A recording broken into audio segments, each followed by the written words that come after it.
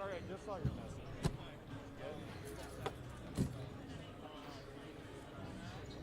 Yeah.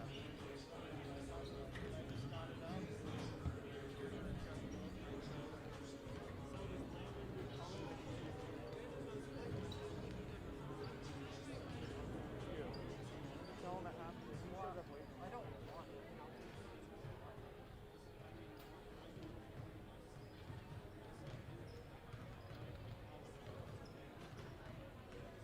I guess I'd rather you get played.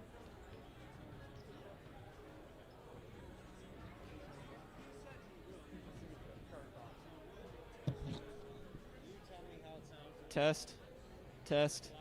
Test. Testing. Testing. Is it working? No. Yes. Is it delayed?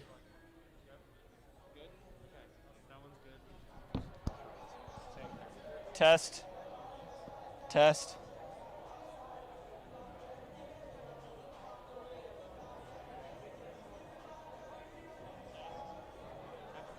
That's a big delay.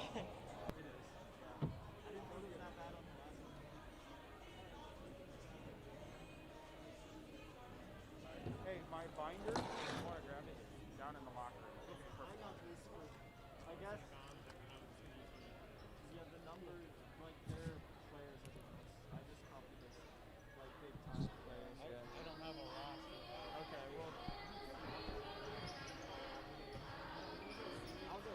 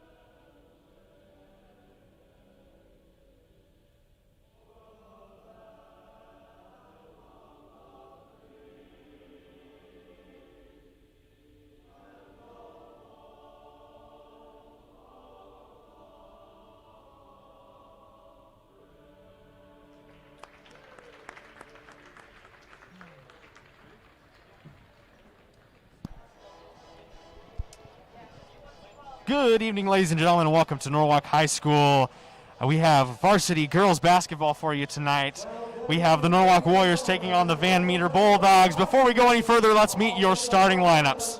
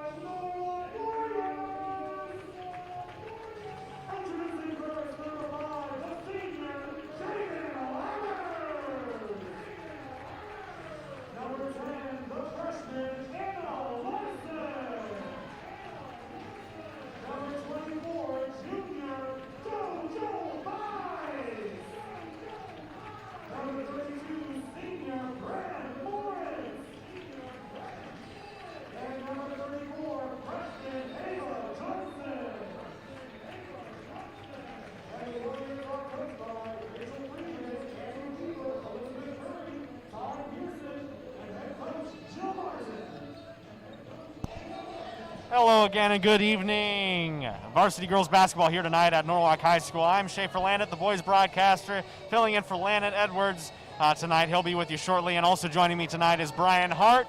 He's filling in for Charlie Poppins. You'll hear more of him later this week. As we get set to go here, again, the Norwalk Warriors taking on the Van Meter Bulldogs for the first time and only time this regular season, an out-of-conference matchup. We've got your starting lineup here for the Warriors: Lammers, Bice, Moritz, Johnson, that's Ava Johnson, and Larson will get the start tonight as well. First one, I believe, for the freshmen. As we get set to go here, the first varsity matchup after break, Brian, looking at the Warriors and a little bit of a change in their starting lineup. What are they looking for? What is Coach Martin maybe trying to convey here with the small ball lineup, if you will? Well, I think what the main problem we had before was moving the ball, because we'd get the ball into the post to Moritz, which was a good idea, but I think we really had a problem getting the ball to our other guards that could shoot. So I think the small ball lineup is her way of trying to get some more open shots along the perimeter. Before break, we were getting a lot of open looks in the paint, but the perimeter is where it's at right now. Absolutely, and that missed three there by Lammers, you saw contested there. Good closeout on Van Meter. And the stoppage in play, and the ball will be turned over. I believe that was either out of bounds. Yep, it was out of bounds. So Bice will take point. We've got Larson, Lammers, Ava Johnson, and Moritz, as I said earlier. And Van Meter has Derflinger, Herman, Abrahamson, Koppinger, and Cross as your starting five. Johnson in the high post. She finds Bice in the corner. Moritz and Larson. Bad pass down low, taken away, and it will be taken the other way by Van Meter. A turnover there by Larson. We can't afford to be making miscommunication mistakes this early in the game. That was a critical turnover. Right, not even 2 minutes in, but the ball will be taken the other way. Nice pass there by Lammers, but Moritz couldn't corral it. We have 6:40 left to go here in the first. We've got a minute 20 played already. And not a great look there as another turnover for the Bulldogs. Bice in the corner. She takes a three. No good. Rebound Moritz. Good box out there. She'll go up. No good. A foul called. First one of the game. Moritz is averaging almost 8 rebounds a game right now. She's kind of our main rebounder. Her and Johnson inside are our main rebounders. It'd be nice if a few of these smaller guards could get in there as well. Moritz at the line. Misses her first. That foul was on Zoe Vaught. Her first, team's first. Moritz will try again here from the line. Second one goes. She's 50% now, and with the first bucket of the game, it's 1-0 Warriors. 6 minutes left to go here in the first. Interesting decision to go full court press at the start of the game. Trying to instill some tough defense here. The Warriors are, especially with that 1-point lead, and a travel called there. That is Zoe Vaught not watching her feet. Looks like the tight defense may be working.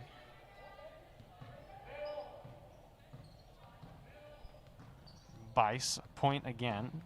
Drives up on the left side. Warriors running some offense. Lammers is open in the corner. She'll give it back to Larson. Larson is doubled. A screen from Moritz. Warriors, decent ball movement here. Bice in the lane over 3 defenders, hits that mid-ranger. It's 3-0 Warriors now with that 2-pointer.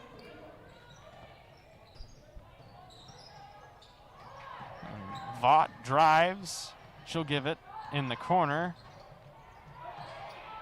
A rebound. That rebound goes across, and a foul called.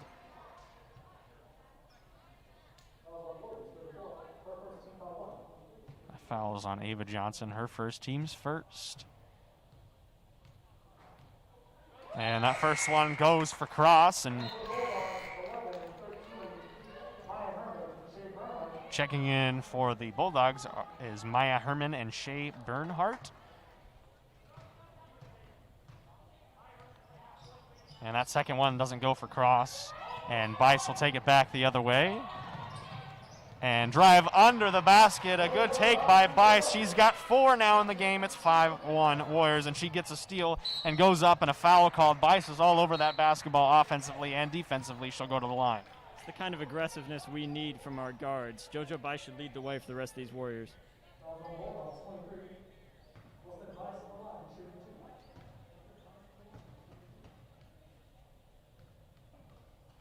Bice makes her first free throw. She's averaging 13 points a game, shooting at 32% from the field. Coming in for the Warriors is Sukup. Johnson will take a seat. Bice will get a second chance here at the line. She made her first.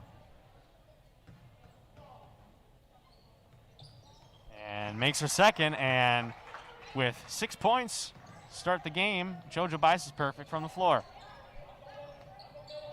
5 minutes left to go here in the first. 7-1 Warriors. 6 of those points come from JoJo Bice. Offensive production through the roof so far. Stoppage in play again. Another foul called. That one is on Bren Moritz. That's her first, team second. Bulldogs will inbound the ball. That's Derflinger out on the sideline. She throws it up to the top of the key. Good defense there by Sukup. And another travel call. The Bulldogs having some trouble watching their feet. They got to keep that basketball, especially being down 6 points.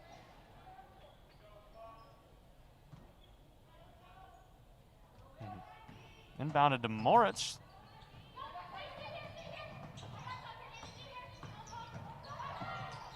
Sukup down low. She finds Lammers. Another mid-range by Bice, and that's her first miss of the game. She still had a good look. And the last touch by Sukup. The ball will go back the other way almost halfway through the first quarter. 7-1 Warriors.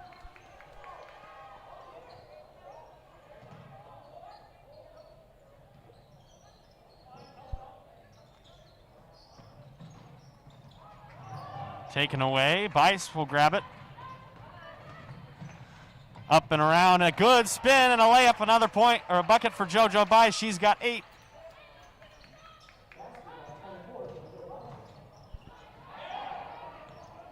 Almost taken away again.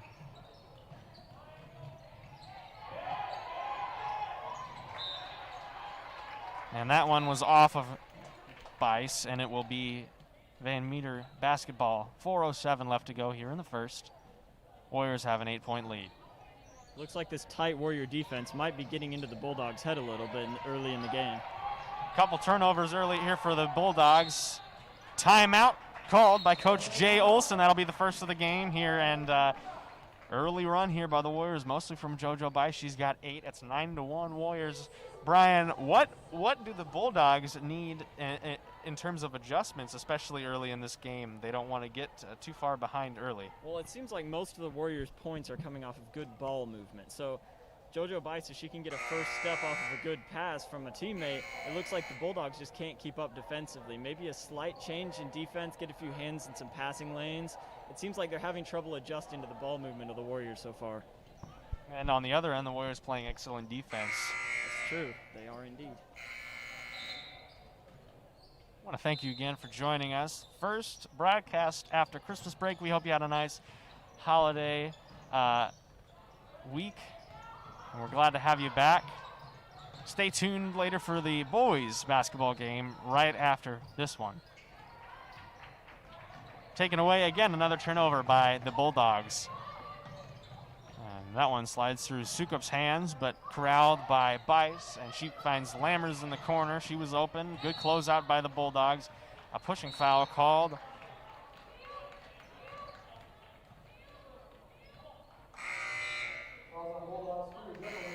That one is on Derflinger, and a platoon swap here for the Bulldogs.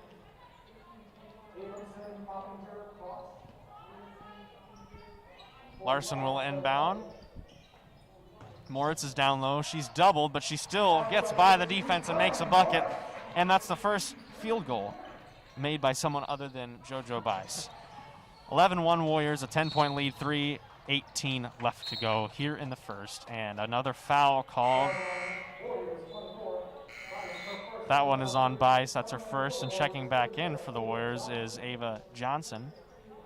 And sitting will be Moritz for the first time this evening.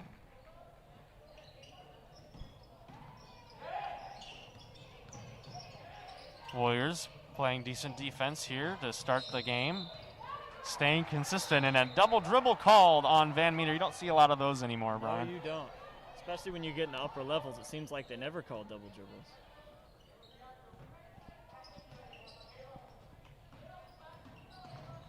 Lammers is doubled. Good defense by the Bulldogs. Larson is open on the block. She slides under, and a foul called again.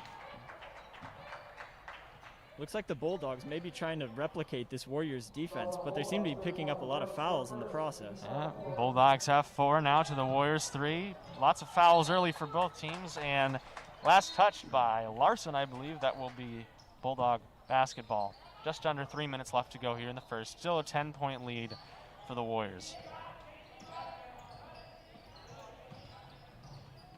And another turnover. Going back the other way is Sukup. She's doubled and she loses it. Last touched by a blue jersey. And it'll stay here. Larson inbounding. Sukup up and in. 2 points for Emma. And it's 13-1. Warriors now lead by 12. And Anna Larson, of course, the daughter of boys basketball coach Chris Larson, freshman, her first season on this team, as she gets that breakaway layup. Nice play. And, you know, Brian, with Lammers being a senior and Bice being a junior, I think the future, especially guard-wise for this girls Warriors basketball team, is in Anna Larson. And I think Jill Martin is really looking towards her for development, as she's got 3 more years on this girls basketball team. I definitely agree with you, Schaefer. I think a lot of their offensive schemes seem to be leaning towards her. So I think coach is trying to get her a lot more looks than she would normally be giving a sophomore. And with her first start of the season, I believe, definitely some growth seen in her play style and her role on the team as well. Just under 2 minutes left to go here in the first. It's 15-3, that last basket by Van Meter. Johnson goes up and in, a nice high bounce off the backboard, and she gets 2 as well. 17-3 Norwalk.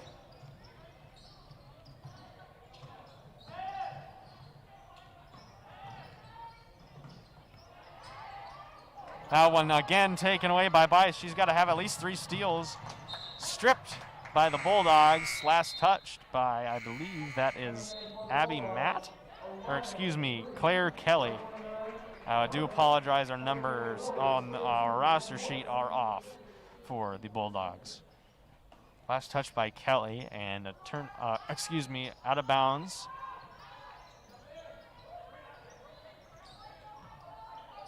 Bice will give that to Lexi Sukup.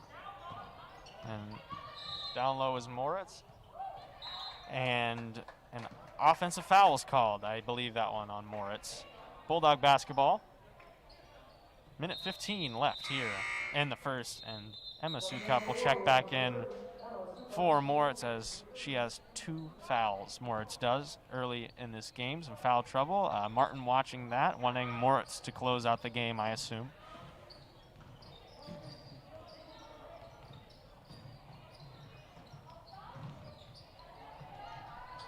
Three-pointer is good. That is Cheney Coppinger. First three-point basket of the game, both teams. Under a minute left to go.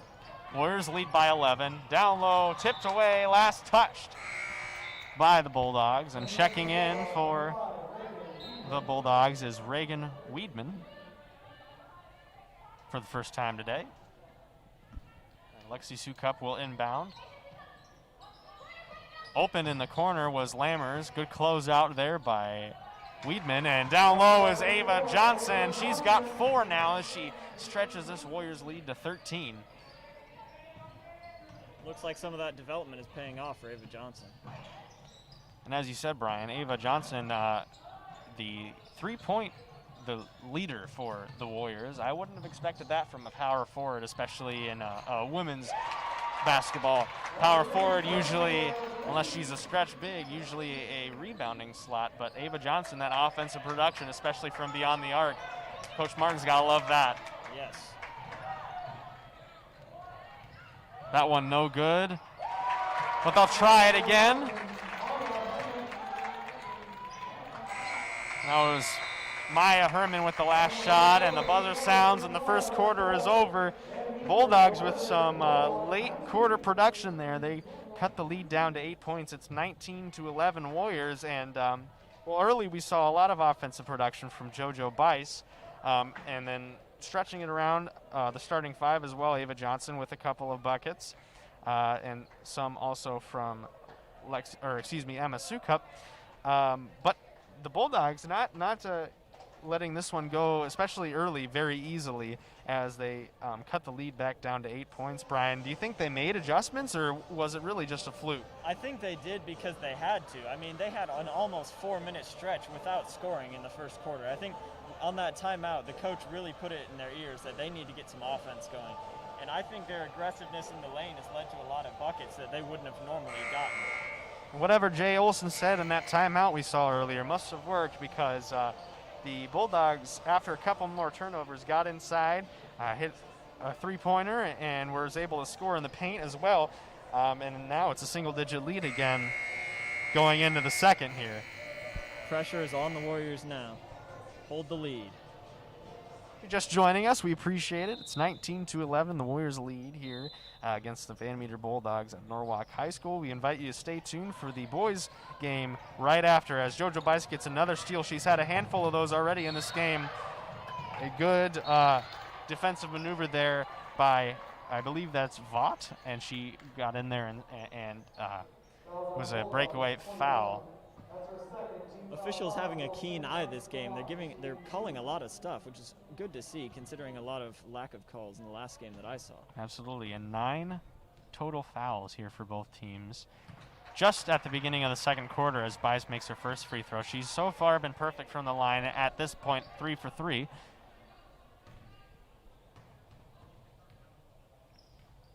And 4 for 4 as she gets her 10th point.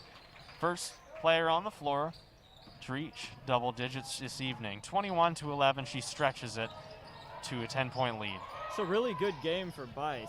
She's not normally the most efficient scorer on the team, but she takes enough shots to get it done. This game, she's shooting almost perfect.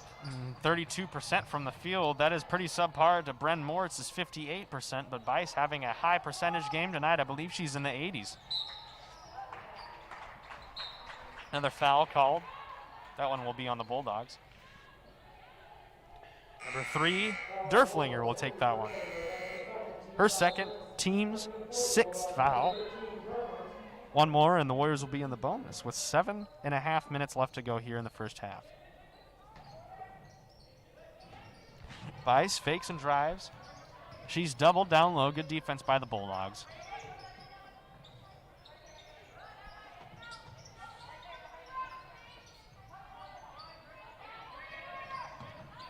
Bice drives in, takes a mid-range. That one no good. Only her second miss this evening. She is not reluctant to pull from the mid-range. Well, especially since she's made plenty of them. You're right. I would have that confidence too. It's what you want to see.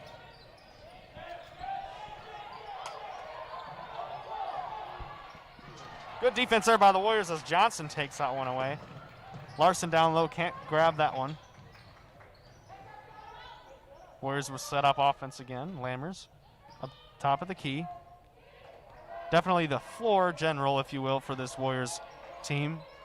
Last couple of years, actually. Yeah, the stats don't really do her justice. She touches the ball a lot, and she's part of the reason they get all these momentum points because she gives some good passes.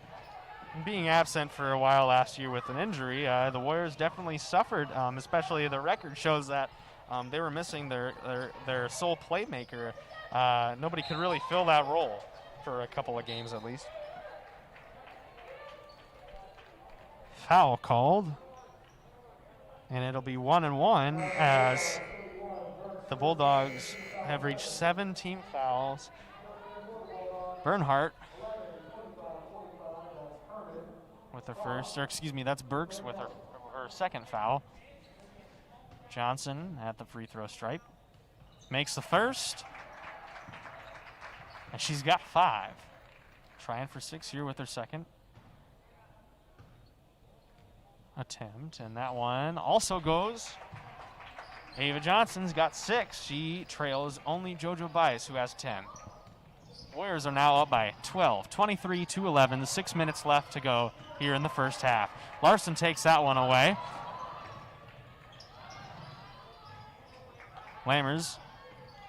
Good closeouts here by the Bulldogs. Down low, Sukup tried to give it to Johnson. Tipped away by Kelly.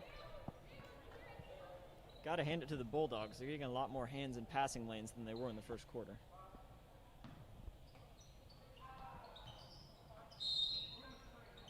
And a moving screen called on Emma Sukup. They are calling it all tonight. That's 12 total fouls here as Sukup picks up her first. Warriors have 5, Bulldogs with 7. Larson almost takes that one away. She has 2 steals already in this game, almost 3 there.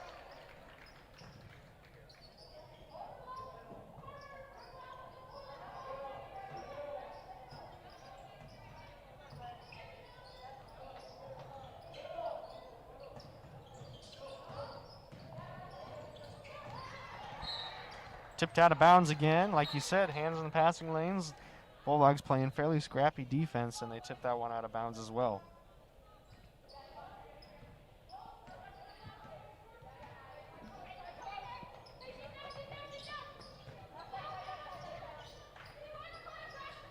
Lammers gives it down low to Sukup. Good defense there by Gilliam. 5 minutes left to go here in the first half. No foul called there by that drive.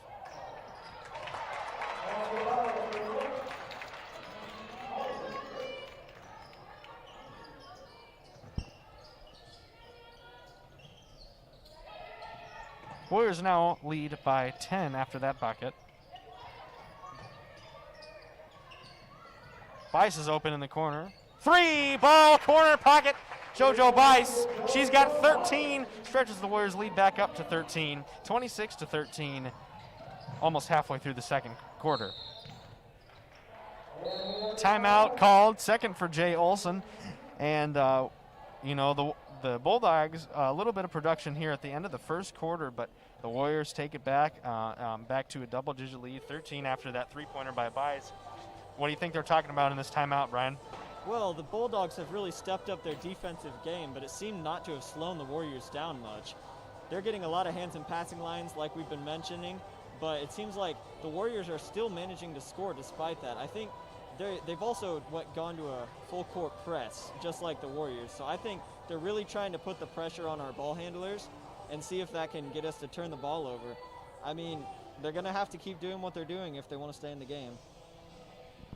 The Warriors running a fairly decent offense. They've had some good ball movement, a couple assists here early in the game, and the screens have actually been fairly effective other than that one moving screen we saw by Sukup not too long ago.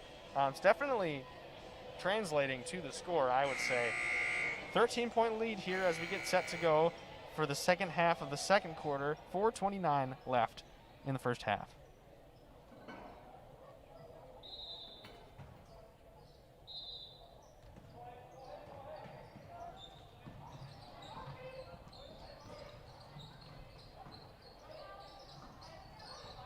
And no good, that layup by Vaught, and on the other end is Bice, and she misses that layup. That's the first one she's missed that close. Good defense by the Bulldogs in the transition, and they'll go back the other way as they got the ball back.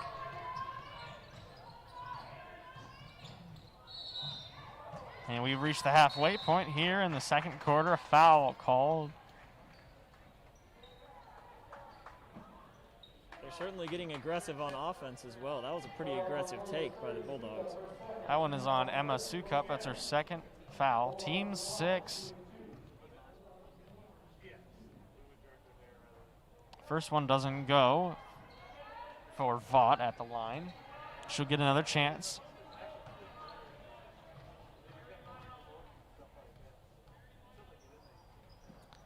Neither does the second, and a rebound by Hughes, who gets her first chance to play in this game.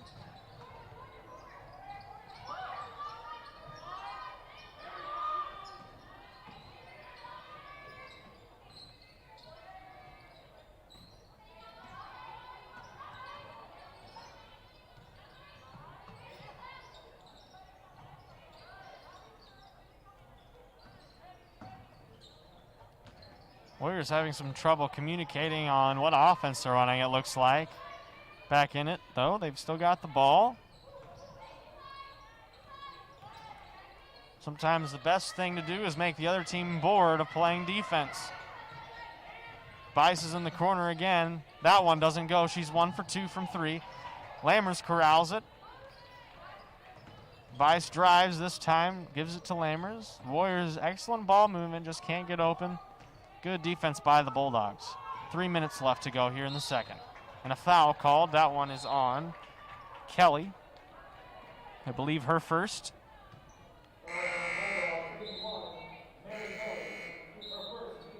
Checking in is Derflinger for the Bulldogs and Ava Johnson for the Warriors as Emma Sukup will take a seat.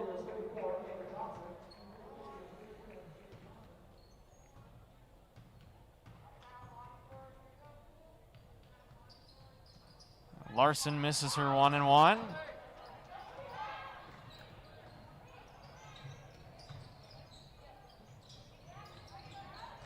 She does have 2 points in this game.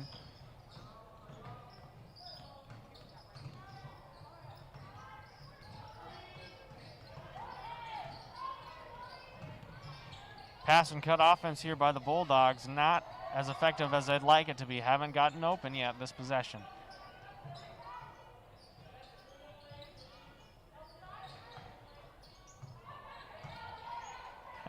Good defense by Ava Johnson. And a jump ball will be called, I believe. Possession arrow points, Norwalk. I think that Bulldog offense could really be effective if they just ran it a little bit quicker. It seems like everybody's a little bit slow to screen, and it's just not rubbing this Warrior defense off. And Ava Johnson down low, saving the lead by the Warriors here. It's still at 13 with that block by Johnson.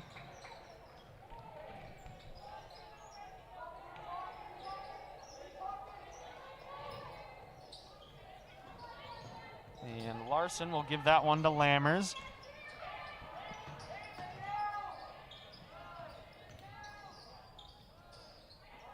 Johnson trying to get open down low. She's in the high post now. And she gets the ball. It's tipped away, and she drives down on the block. A mid-ranger. That one is a little short. Taken back the other way by the Bulldogs. A fast break. No good, but a foul called on that layup. It's the aggressive takes these Bulldogs need to stay in this game. That foul is on Larson. That's her first and the team's 7th. Coppinger will be at the line shooting 2. First one goes for Coppinger. Checking in for the Bulldogs is Herman.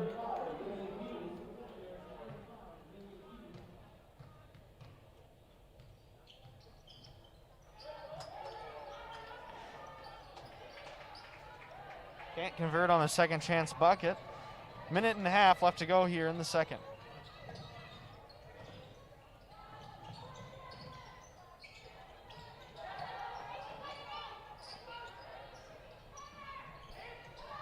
Lammers is in the corner. 3 ball, corner pocket. Jaden Lammers gets the lead back up to 15 now for the Warriors. The highest it's been all game. It's 29-14. Another timeout call here.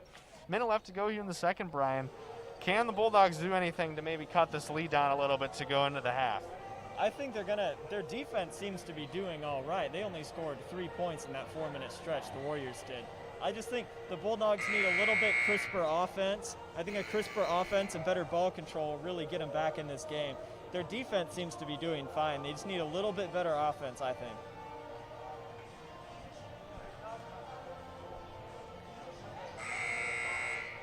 Just joining us, we appreciate it. I'm Schaefer Landon, joined by Brian Hart, filling in for Landon Edwards and Charlie Poppins. Landon should be joining us before the game is over. And then I will see you guys again during the boys' game, which you should stay tuned for directly after the girls' game. Minute left to go here in the second. It's 29-14. The Lady Warriors lead against the Bulldogs. 3 no good there. Rebound. And one, a foul by Ava Johnson. Wow, that was quite the post play. You don't see that very often in these girls' games. That was pretty impressive. Coppinger with the bucket. She's got a chance to make that a 3-point play. Coppinger no good. She's got 4. Lammer is open again in the corner. She didn't take it that time. This time, oh, she fakes. Fooled me. Johnson on the wing. That one a little short.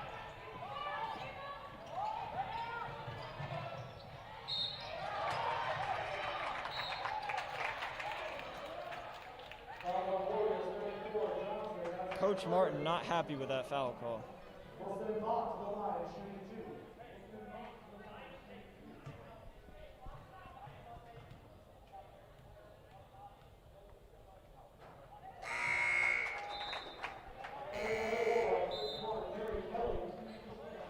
Hits the first.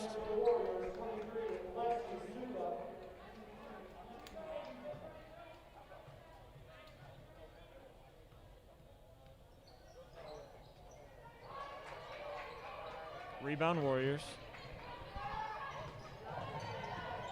Larson under the basket. She'll give that one to Lammer. She's open on the corner. Carry called. That was a quick whistle there. Wow. I mean, you got to hand it to these officials. They're calling everything on both teams, it seems like.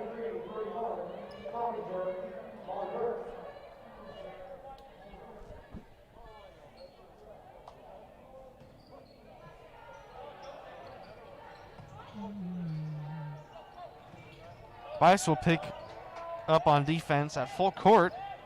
17 seconds left to go. Time ticking down. Bulldogs trying to get the last bucket of the half. They are only trailing by 12 now. Drives in for a layup is number 21, I believe, Coppinger, or Vaught, excuse me. And the Warriors looking for a last shot. No, and good by Larson.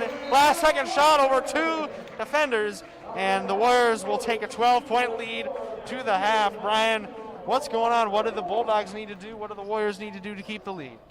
Well, the Warriors just need to keep playing the way they're playing. Their offense is absolutely blowing this Bulldogs defense to pieces. As for the Bulldogs, they're getting some aggressive looks inside, especially on offense. They're definitely drawing fouls, and that's what they need to do to stay in this game. I mean, a lot of people would say 12 points is a big gap. We saw some late scoring in that quarter by the Bulldogs, so maybe it's not as big as the Warriors think it is. All right, we thank you for joining us. Stay tuned for the second half of this game. Warriors up by 12, 31-19. Bice with 13 points here early. It's more than she's averaging, and it's only halftime. Once again, stay tuned. Brian will have the second half of the game. Hopefully, Landon will be here for you, and I will see you guys for the boys' game right after. Stay tuned for that as well. Thank you.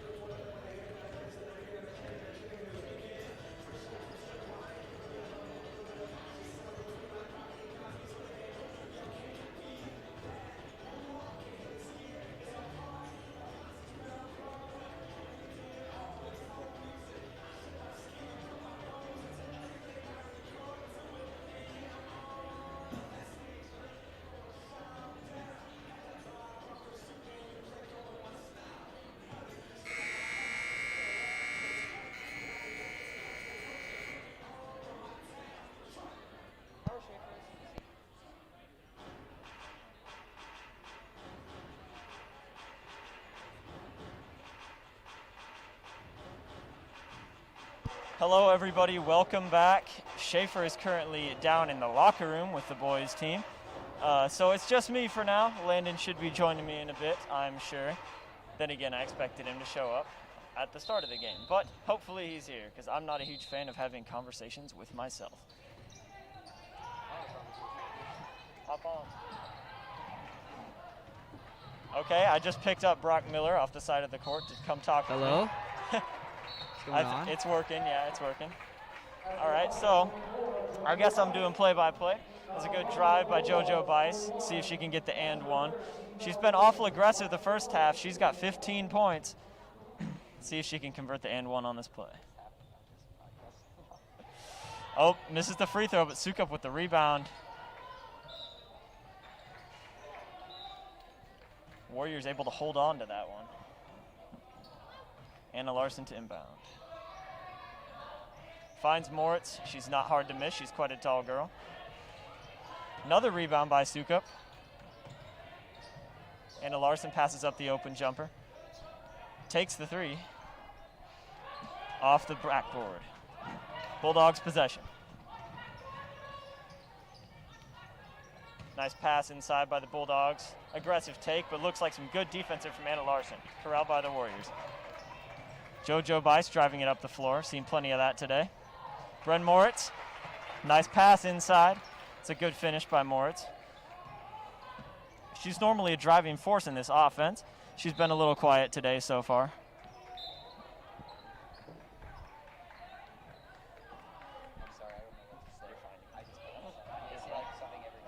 That's fine. You got plenty of time. Yeah.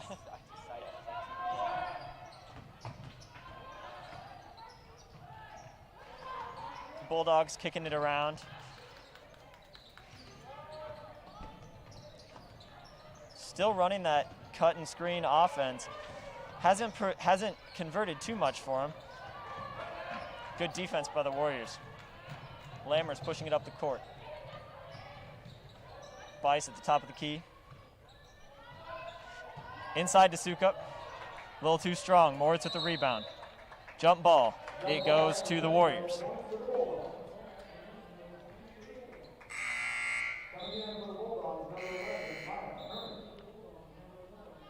Bulldogs sub in, number 11. I apologize if I mess some of these numbers up. As Schaefer said in the first half, the sheet is not correct for the Bulldogs. It's an aggressive pass by Anna Larson, picked off by the Bulldogs. Can't convert the fast break, but they do manage to hold on to the ball.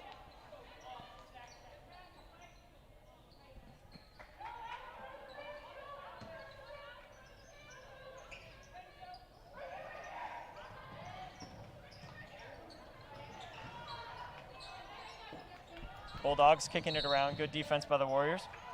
Maybe not so good defense. That's a pushing foul on Lammers. Yeah, the numbers are wrong. At least for theirs. Ours are right. Inbounds pass to the Bulldogs. Kicks it back up to the top of the key. Oh. Good defense by the Warriors. We've seen a lot of that today. It seems like they're getting those hands in the passing lanes, as we mentioned throughout the first half. They're playing some good defense, as are the Bulldogs for that matter. Yes, Brian, I would have to agree with that. As displayed there, it's a good block. Tip pass out of bounds, remains with the Bulldogs. Very defensive game here, though somehow the Warriors have managed to score 35 already. Barely get that pass in on time. 3-point attempt, no good. Good rebound by Anna Larson, driving it up the court. Kick it to Lammers. Inside to Moritz. She's been pretty productive in there. And converts again. It helps when she's as tall as she is.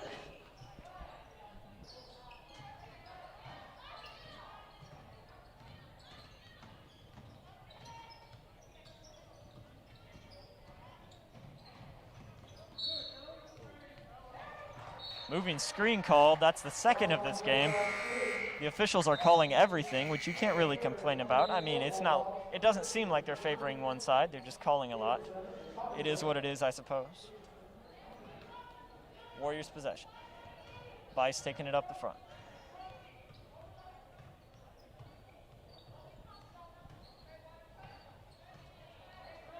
Kicks it to Larson. Lammers in the corner. Passes up a 3 to kick it inside to Moritz. She is double teamed. Has to kick it out to Larson. In again to Sukup. Too strong. Oh. Nice tip by Moritz. Still Warriors possession.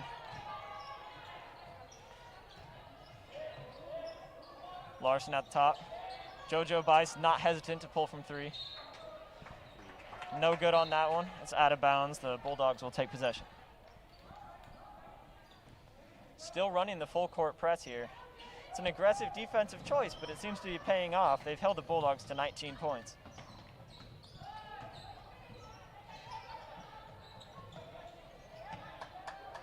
It's a good pass inside. Zoe Vaught, their leading scorer, finishes that one inside off a nice bounce pass. Good ball movement, but a travel call by I'm the not Warriors. so sure about that call, Brock. That looked clean to me, Yeah. but I'm guessing the officials know better than we do. I mean, Yeah, they got a much better view than us. they do indeed. Bulldogs have possession. Warriors playing 3-quarter court press. Good hands by Lammers, takes it away. Oh. Kicks it back to Moritz. JoJo Bice up the front, double teamed, hesitation, can't get that one to fall. Larson with the rebound. They call a push foul on the Bulldogs. 13 for the Bulldogs.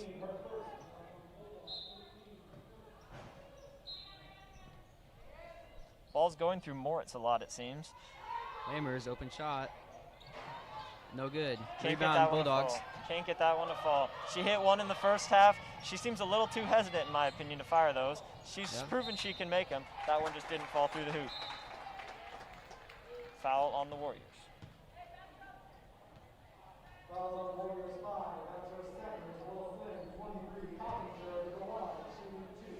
Coppinger shooting 2. It's the second foul for the Warriors this game. Can't get the first one to fall.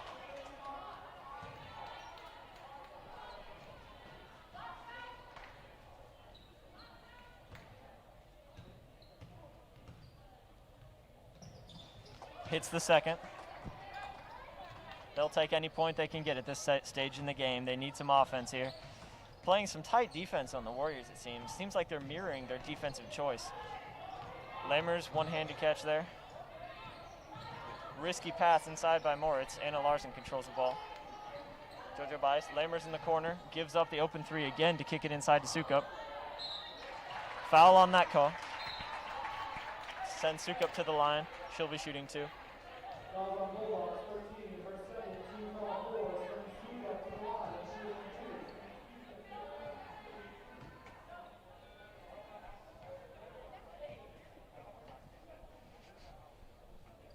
Sukup hits the first.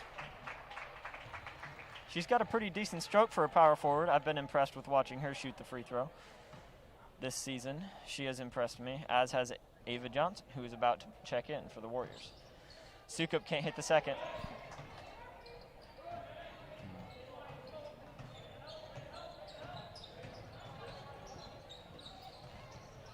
Tight defense by Anna Larson. Pushing call. I agree with that call. That was some aggressive defense by Anna Larson. My apologies. Ava Johnson checks in for the Warriors. And 31 for the Bulldogs. Seems like what if the numbers are just off by 1? They might be just off by 1. I'm not sure, actually. We're discussing the numbers being off on our roster sheet, as we've used as an excuse many times for forgetting the names of the players. Yeah, so we'll just have to use the numbers, which I'm sure we've been doing this whole time. Moritz, mid-range jumper, comes up No short. good. Bulldogs barely able to control that ball. 3 pull by the Bulldogs, no good. What? Hit the wire, top of the basket. Oh. Keen eye by the officials, got to give it to him. Bulldogs ball. No, it's not. Warriors ball. My apologies. A little miscommunication there. Bulldogs still playing that three-quarter press defense as we've seen throughout the night. JoJo Bice takes it. Hits the short-range jump shot over a defender. That's a pretty good finish. Bulldogs ball, taking it up the court. Foul. Lammers with the reach in.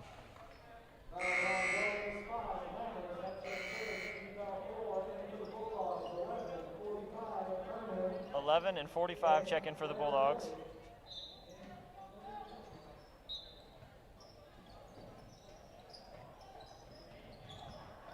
Tight defense by Anna Larson. Another pushing foul. I think that one's on Larson. Yeah, a little too tight defense, I'd say. But seems like it. Love the effort. Yeah, you love to see it, but the Warriors got to be careful now. They've already got 5 fouls in the third quarter. True. Bulldogs controlling the possession. Nice pass inside, 31. Kicks to 11. Oh, tiptoe was out of bounds. Dribbles it on the line. These officials are on it tonight. Yeah. Love to see it. Warriors possession. JoJo Bice kicks it to Lammers. Still have not crossed half court.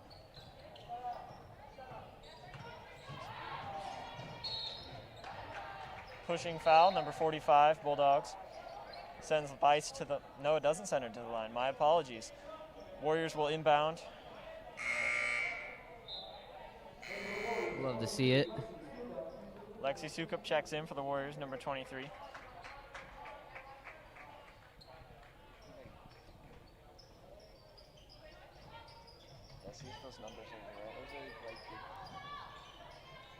Anna Larson almost hits that three. It's a good second chance bucket by Moritz there, and a foul. There's no 31.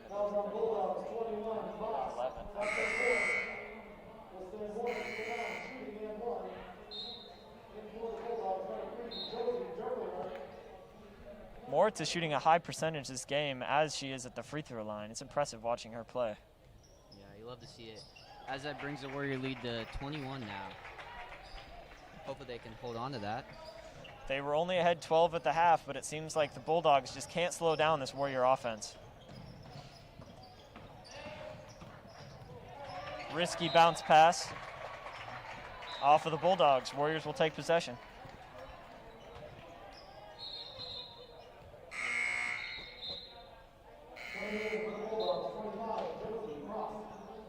Voss checks in for the Bulldogs, number 25. JoJo Bice takes it up the court. No contest at three-quarter court. Seems like they changed their defensive scheme a bit. Sukup kicks it to risky pass to Bice. It's taken away by the Bulldogs. Another risky pass. JoJo Bice facilitating the court.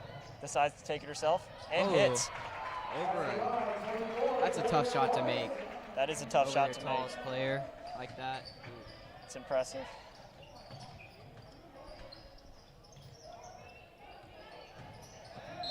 Moving screen. Saw that one coming.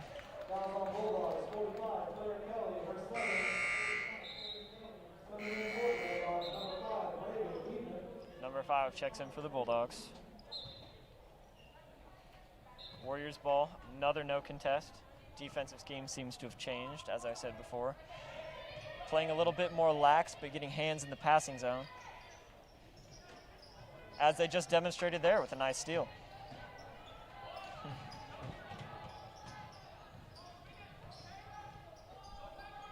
Bulldogs passing it around.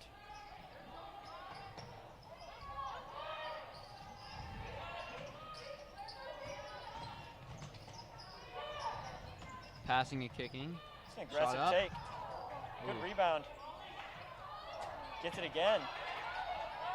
The board's clock's running out. Nails the three. What a shot. That's quite the way to end a quarter for the Bulldogs. Nice kick out three-pointer with the seconds winding down. It's a tougher shot to make than it looks. Well, it seems like the Bulldogs, despite their changing in defensive fronts, can't seem to slow down this Warrior offense. It seems like they're aggressive enough on the offensive end. Brock, what do you think they need to do defensively to adjust to this Warrior offense? I feel like just maybe the press seemed to be working a little bit, so I maybe try that, or at least add a little more intensity, or maybe just talking more on defense would help out. Definitely, communication is always beneficial.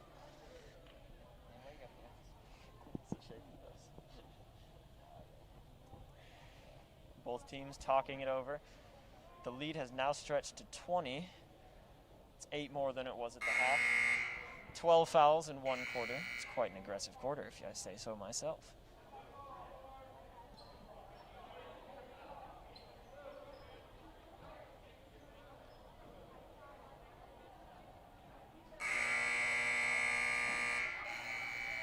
Bulldogs will take possession at the start of the 4th. Make sure you stick around for the boys' game. Schaefer does an excellent job. He's much more experienced than myself, but that's what he's into. I mean, I enjoy it. He enjoys it, as you can tell if you've ever listened to him. And they're all a lot more experienced than me because I've only been doing this for 1 quarter, so. That's all right. Yeah. You're doing just fine. Aw, thanks, Brian. Anytime, Brock. Bulldogs kick it in, passing it around. Good footwork by the Warrior defense. What a block by Ava Johnson, but the Bulldogs maintain Love to the see ball. it. Nice inside pass and finish. Number 31, nice pass by number 3. It's a good connection you like to have with your bigs inside. Like I said, they're back to playing that press. Another good pass inside, That was Ava a- Johnson. Now that was a dime right there. Some good defense by the Bulldogs. Questionable no call.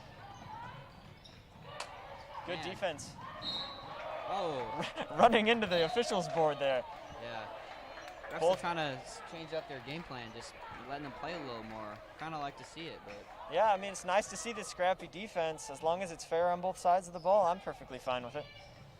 yep. Bulldogs drive to the right. Inside. Foul call. Bren Moritz will pick up that one.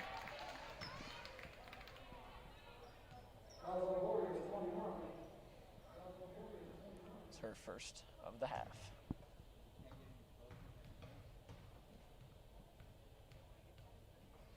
Hits the first free throw.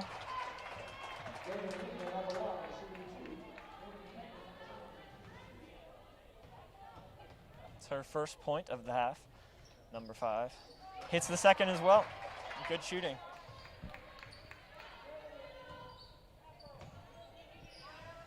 Back to the full court press are the Bulldogs. Turnover. Anna Larson tripped up. Number 3. Wow. With the 3. That's her 12th point on the night. They've got some momentum here. See if we'll see a heat check in a little bit. Back to the full court press. Aggressive take by Bice. Can't get that one to fall. Out of bounds on the Warriors. Bulldogs getting a lot of momentum here. Start of the 4th. There's 6:29 left.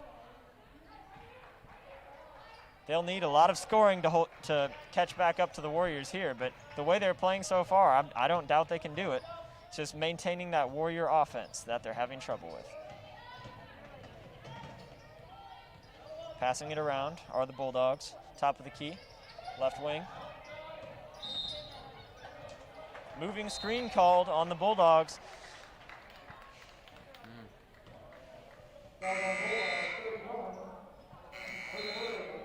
Lammers and Sukup will check into the game for Bree and Kaylee Cry.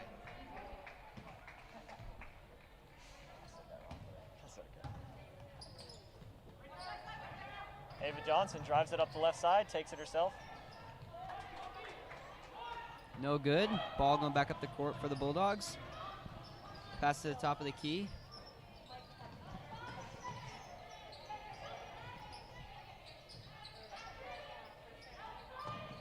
Nice reach by Anna Larson. Not afraid to pull from 3. Can't get that one to go. Bounces off a few players. Anna Larson corrals it. takes it herself. Nice kick out to Lammers, good catch.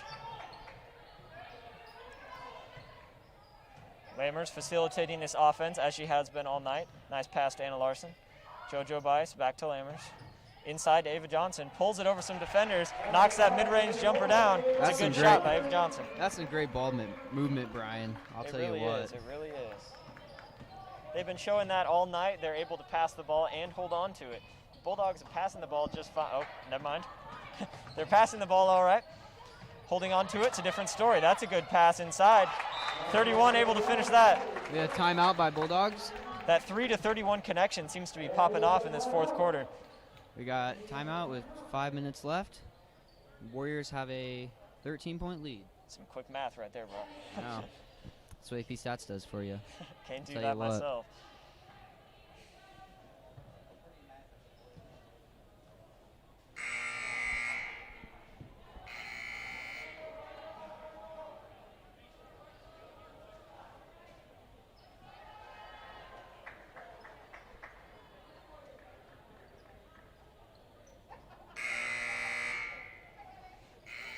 Well, I've said it before and I'll say it again. I hope you stick around for the boys' game. It's nice to hear Schaefer yell at the top of his lungs whenever someone makes a three-pointer.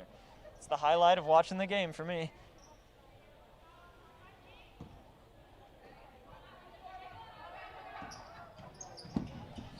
Warriors inbound. Trying to break the Bulldogs' press. Some nice defense by the Bulldogs. Stopping Ava Johnson on the fast break. JoJo Bice open for the three. Can't hit that one. Good defense by the Warriors. Traps her in the corner. Oh. What a pass between the legs of Ava Johnson. Seemed to break it open. Can't hold on to that one. Oh, my. Those are some questionable shot selection by the Bulldogs, but I like the aggressiveness. Warriors contain the ball. Anna Larson passes up the open three, as does Lammers. Kicks it back to Larson. Can't hit that one. Warriors are not shooting great from the three-point line tonight, but that doesn't seem to stop them too much from getting points on the board. What a shot by 45. Contested three-pointer by the Bulldogs. They'll need that for their comeback. Good pass inside. Sukup can't hold on. Yeah, I'll tell you, that's the one key for the Bulldogs to get back in this game is just hitting threes. They're able to shoot at a very high percentage this game, at least. I've been impressed with their shooting. Moritz checks in for the Warriors. Bulldogs with the possession.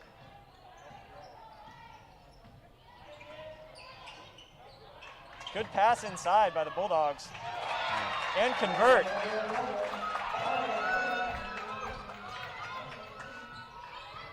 They have cut the lead to just 8. It is Warrior ball. This is a 12-2 run. If I was the Warriors, would I start to panic now, or I'd just keep my cool, Brian? I don't think panic is the answer, but I definitely think they need to do more than just pass it around. I like these aggressive takes that they're having. I think they need to take a couple steps in, as JoJo Bice did there, and step away from the three-point line and go back to what's been working for them. Bulldogs push up the court.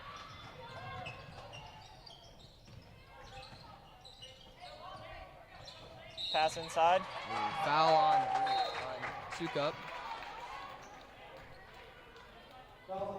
That's 15 fouls in this half. Officials are still calling things tight. Herman's at the line for the Bulldogs. She's been shooting all right so far.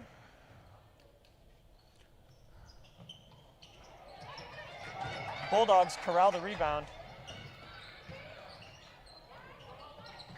Herman pulls from the free throw line. Can't hit that one. Nice rebound by Bice. Yep. Lammers open in the corner.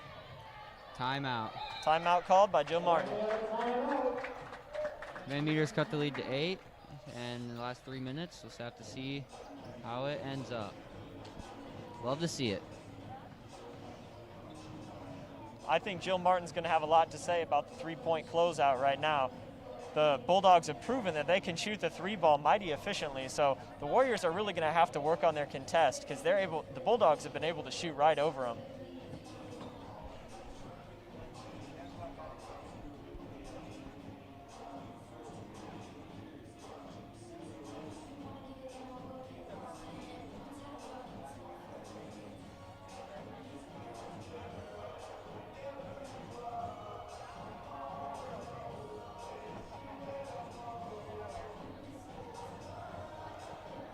send I'd like to send a shout out to Brock Miller for hopping in. Landon Edwards has not yet shown up. Oh, yeah. A former basketball player. He's very familiar with the program. You know, I've had some MVPs in my day, you know. Glad I can pick up the commentating game as he's playing his own game, I believe. Freshman year, those were the days. Yep. Warriors able to inbound. Anna Larson. Lammers top. Pass to Bice.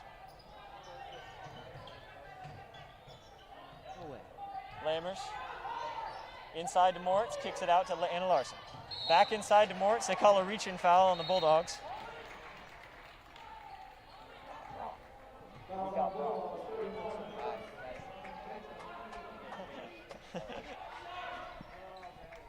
We are currently being harassed by the boys' commentators. Brett Moritz is at the line. Hits the first.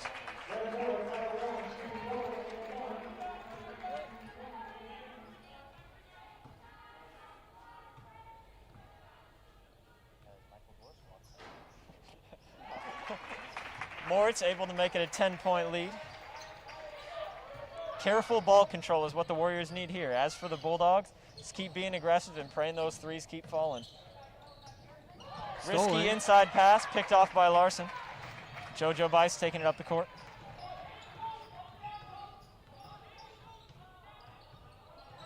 Kicks it to Larson.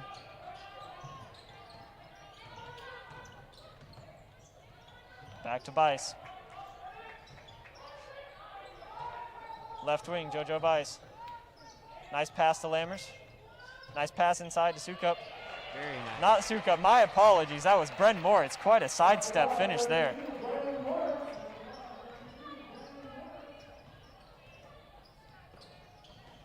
Bulldogs. Nice pass, pulls the three. Can't get that one to fall. They needed that shot. Rebound by Bren using her tallness. Tallness. That's a word. It is a word. It's now a word. Yes. That is Foul on something. the Bulldogs. That is something neither Brock nor I possess. Yeah. Sends Bice to the line.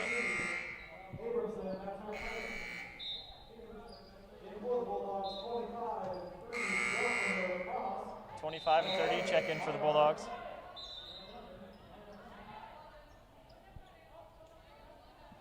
JoJo Bice at the line, shooting 2. Bice has been fairly consistent today. Let's see if she can close out for the Warriors. They need her here. Yes, she's their leading scorer with 19 points. See if we can add to that. That might be a season high for Bice. She's been playing excellent today. Hits the first.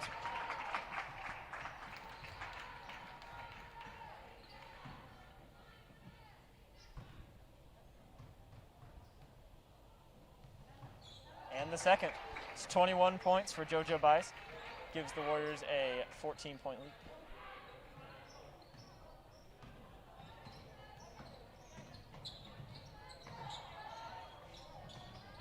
Bulldogs, nice pass inside. Can't finish. Off the Bulldogs. Questionable call by the refs. Indeed it is. I didn't get a good look at that. There's a chair in my way. Yeah, I couldn't either. There's a big bar right in my eye. So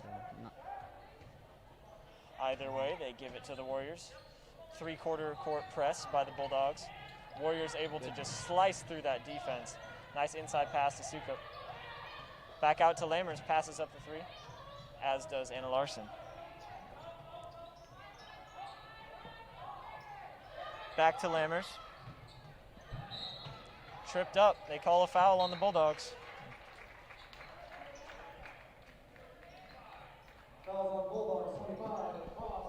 That sends Lammers to the line.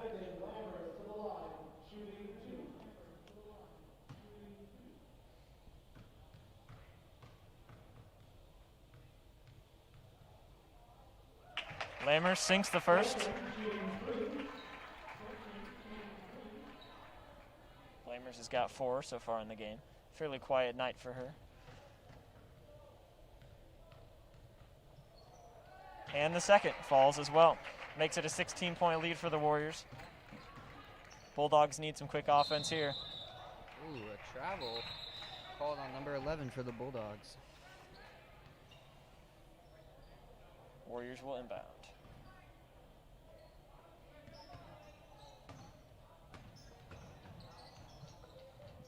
Warriors need to get it across half court here. Good defense by the Bulldogs.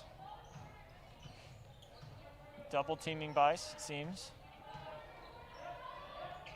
And Lammers double teaming the ball carrier. I think they're hoping for a turnover. Have a timeout for the Warriors. Don't know why they called it, but any time to keep me here longer. Yes, I guess so. They want everyone to stick around for the boys' game.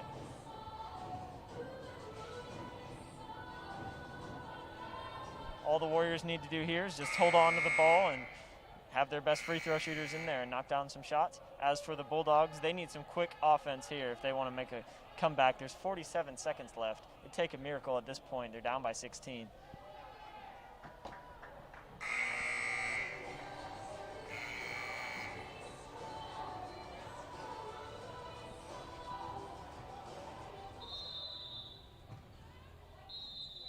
Warriors will inbound.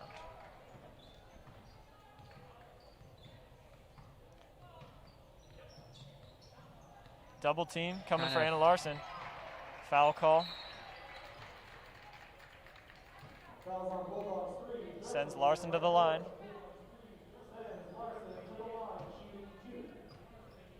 She's got 4 this game. Can't hit the first.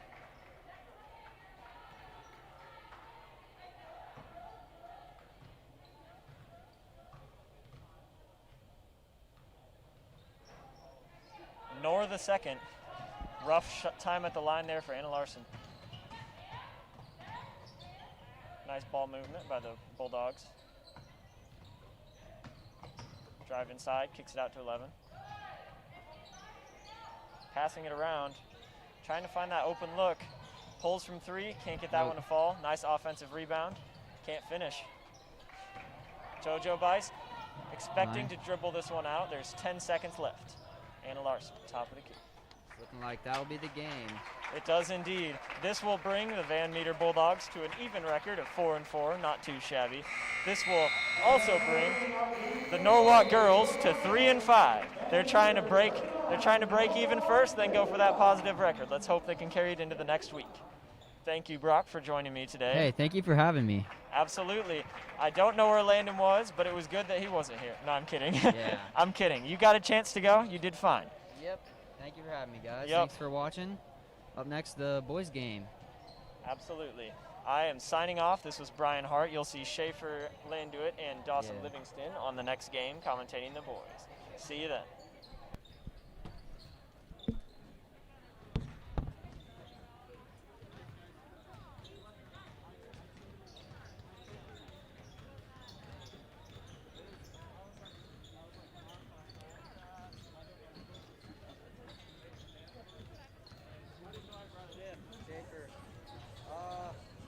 No one else had laminated tickets, it looked like. Like, no one else had, like, the laminated tickets. Like, yeah, they're all, like, piece of paper that they just did. And I was told to keep, and I told them to keep it, like, I don't know, it seemed like no one else had that. It seemed like,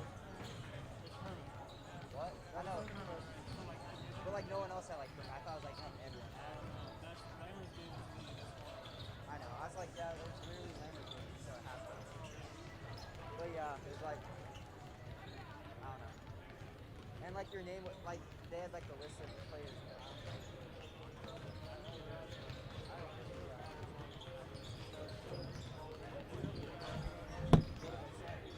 I don't know. What was Lisa Bunch? So she's like, I don't know. She's like, I don't know. Just like, alright. The last 2 games I counted. Got it. Yeah.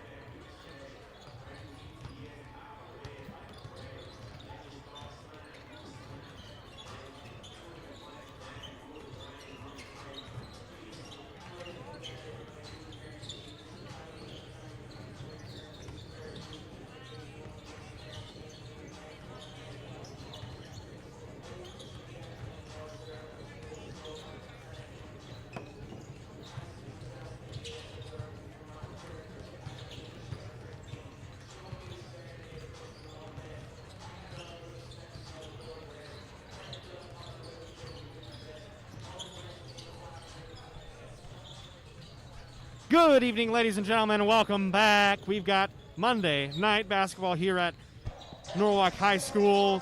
First matchup after Christmas break. We hope you had a wonderful holiday break. We've got the Norwalk Warriors taking on the Van Meter Bulldogs. The first time and only time they'll see each other this season.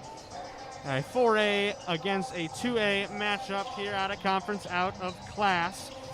The Warriors are currently 4-2 and the Bulldogs 4-1. Bulldogs' only loss coming against Des Moines Christian. Should be a pretty good matchup. We're glad you could join us. I'm Schaefer Landit, joined by Dawson Livingston.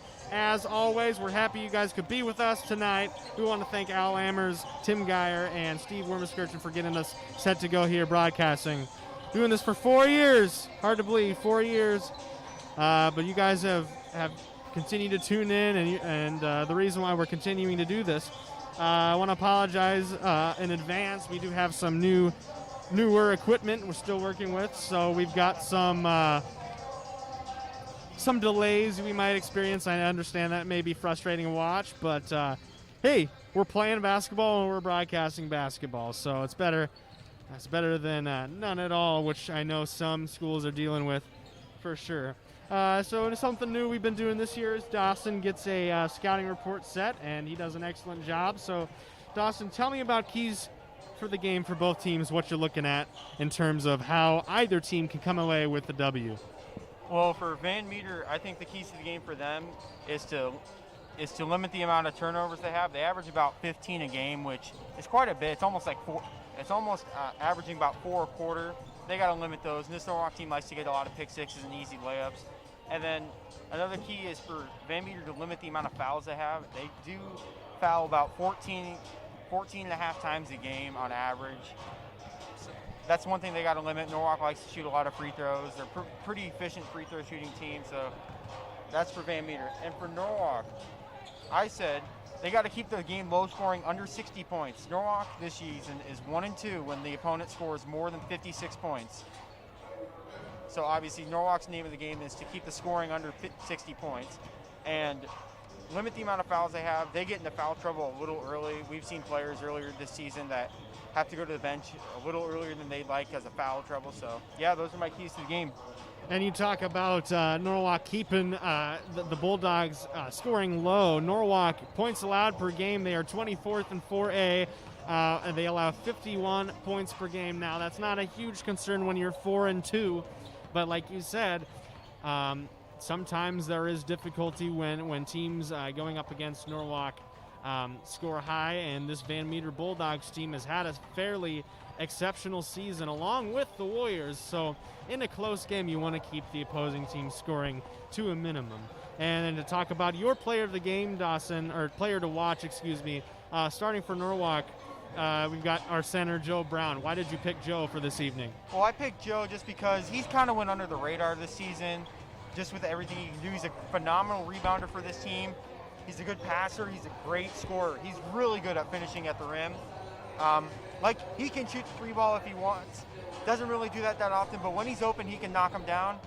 So yeah, that's why I chose Joe Brown as my player to watch for tonight. I expect him to have a big game tonight.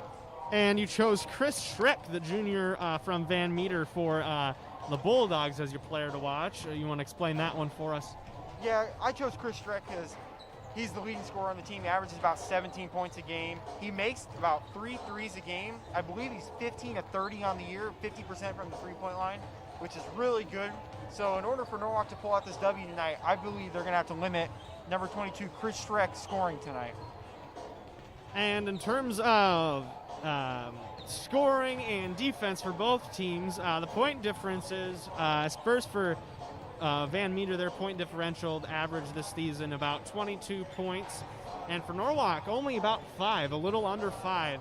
And a reason being a couple of hefty losses, double-digit losses to both Pella and Ballard. So you talk about where we end up in conference play, or at least here in 3A, it's not necessarily where we want to be. However, Coach Larson reminded the team, and I will remind you guys, that coming out of break last year we were 4-2, and we ended up if you haven't heard, winning the state championship. I don't know where you've been if you haven't. So should be an exciting matchup. Maybe not as predictable as it may seem. Field goal percentage-wise, Bulldogs are shooting a 52% as a team. That's pretty good. And for the Warriors, just under 42%. As we get set to go here, 2.5 minutes before tip-off, Dawson, we talk about how teams fluctuate and how teams change. And this Warriors team especially has changed quite a bit. 3 of our 5 starters are different than last year, along with most of our roster, mostly filled with seniors and a couple juniors. And then we have the freshman, Reddick Bourne, of course, younger brother of Bowen Bourne. So this team has fluctuated, but you look at Van Meter as well, and they're not necessarily a team that we see quite often. We don't play them every year. So when you look at Norwalk going into a fairly tough game against another good team who they don't see a whole lot of, what adjustments can you make as a coach or as a player, defensively or in general? Well, the start, if let's say Norwalk, for example, gets off to kind of a rough start, I wouldn't put too much stress into it. This is a team you haven't ever seen before. So if you get down a little bit to start the game, I wouldn't stress about it too much. It wouldn't change too much I would continue to do what you're doing. It is kind of difficult to play a team you really don't ever see that often. I believe the last time these teams played was like 10 years ago, the last time I checked. So you can't really concern about it too much at first. So yeah, I would just let the kids play unless the result gets a little out of hand. A couple statistics I want to point out to you. Our 6th man, Max Juergens, is at 48 points, 58% from the 3-point arc. Now, when we look at that, and a stretch 5 coming off the bench and hitting 3-pointers, that is not something we see every day. I just wanted to give props to Max, and I feel like in terms of improvement, shooting-wise, I think he takes the cake for Norwalk this year. Time's ticking away to get set to go here in this matchup. Monday evening, thank you for joining us. Let's meet your starting lineups.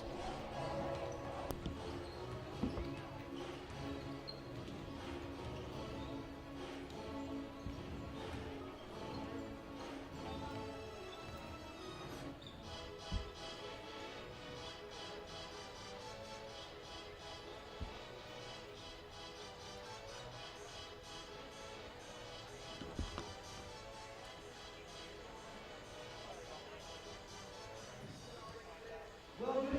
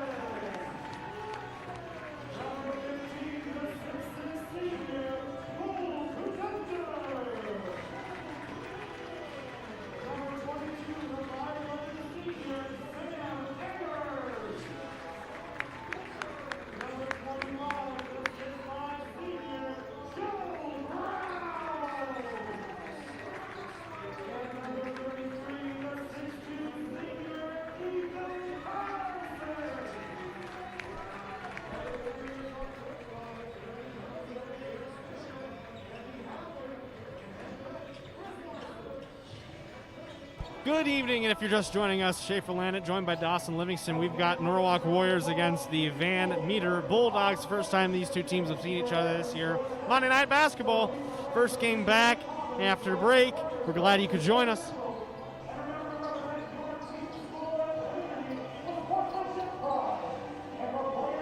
Starting five for the Warriors will be, as always, Larson, Eggers, Carlson, Tunender, and Brown. And for the Bulldogs, we have Derflinger, Trudeau, Schreck, Burks, and Fiala. And they will rule that one a Bulldog ball to start the game.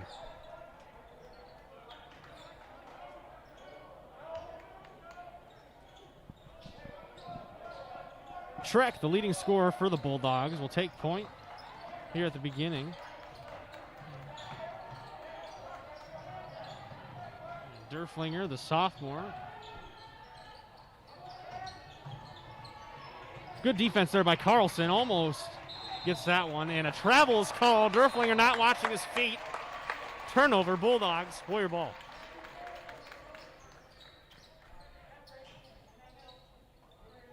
Larson, he'll be picked up by Schreck.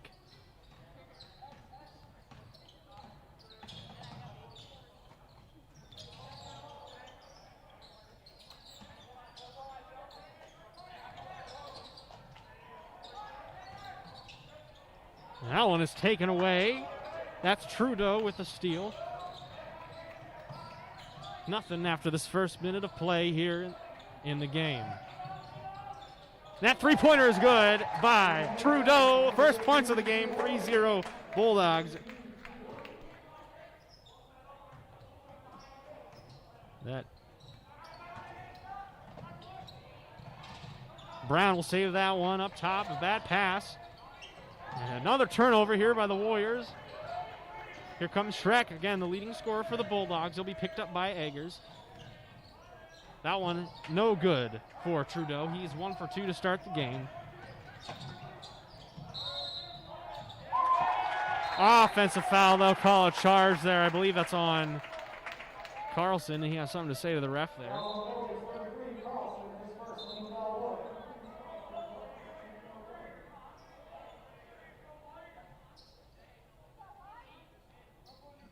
Trudeau only at just under 18% from three on the season. Start the game, he's 50%, 1 for 2. Shooting the ball willingly.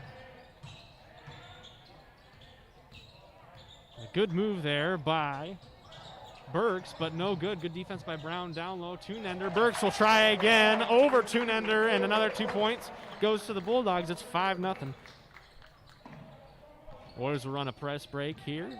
Carlson was open on the corner. He drives a floater. No good. Brown with the rebound. He's leading the team in rebounds this year.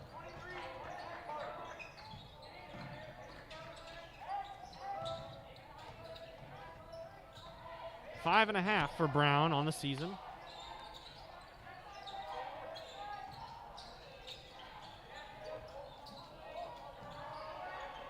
Warriors trying to get some offensive production going. They haven't scored in almost 3 minutes.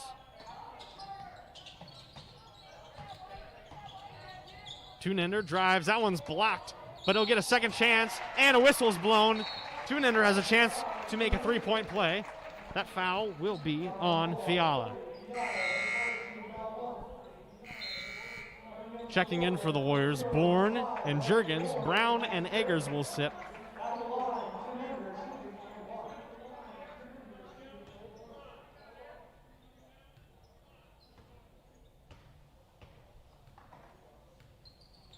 Tunender misses that free throw. He'll only be limited to 2 points. It's 5-2 Bulldogs. Tunender leading the team in points per game at 12.3.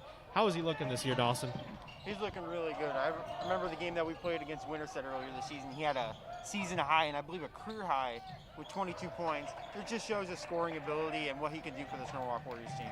Not to mention the dunk of the week for Iowa high school basketball as Larson fakes, drives up on the key. Good move by Grant Larson. His first bucket of the game. Warriors are now down by 1, almost halfway through the first quarter.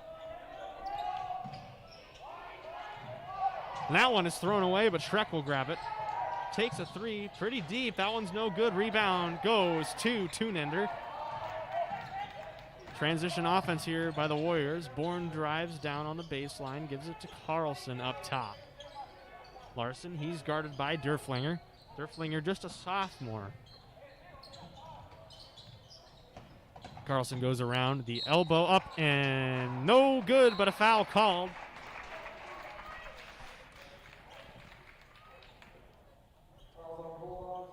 That one is on Shrek.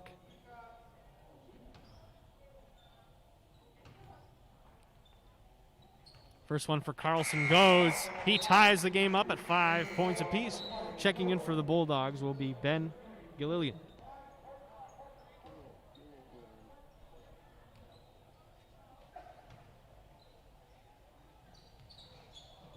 Carlson no good on a second.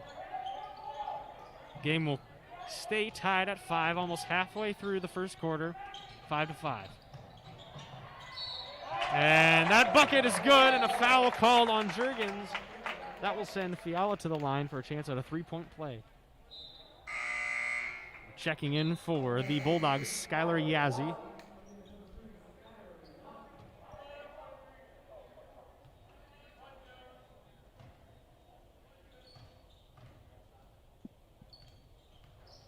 And that free throw no good for Fiala. It'll go back the other way. Warriors are now down 2. It's 7-5.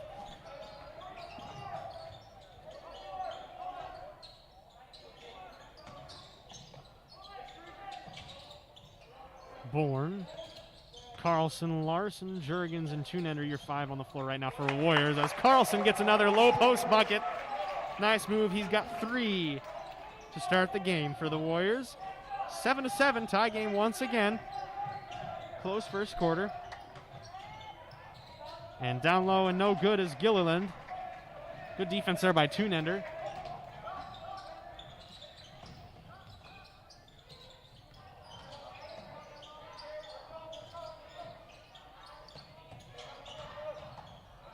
Carlson again down low. Another bank shot. Carlson's got 5. Warriors now lead by 2. It's 9-7.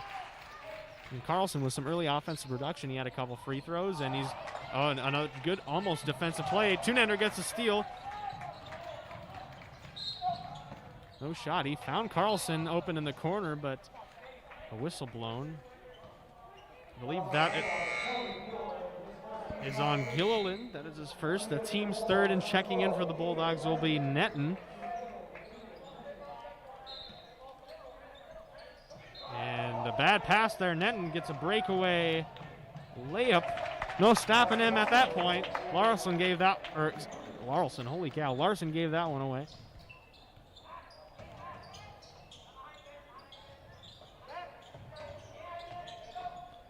Tunender in the corner, he's double.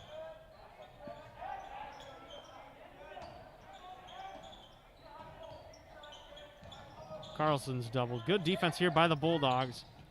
Larson.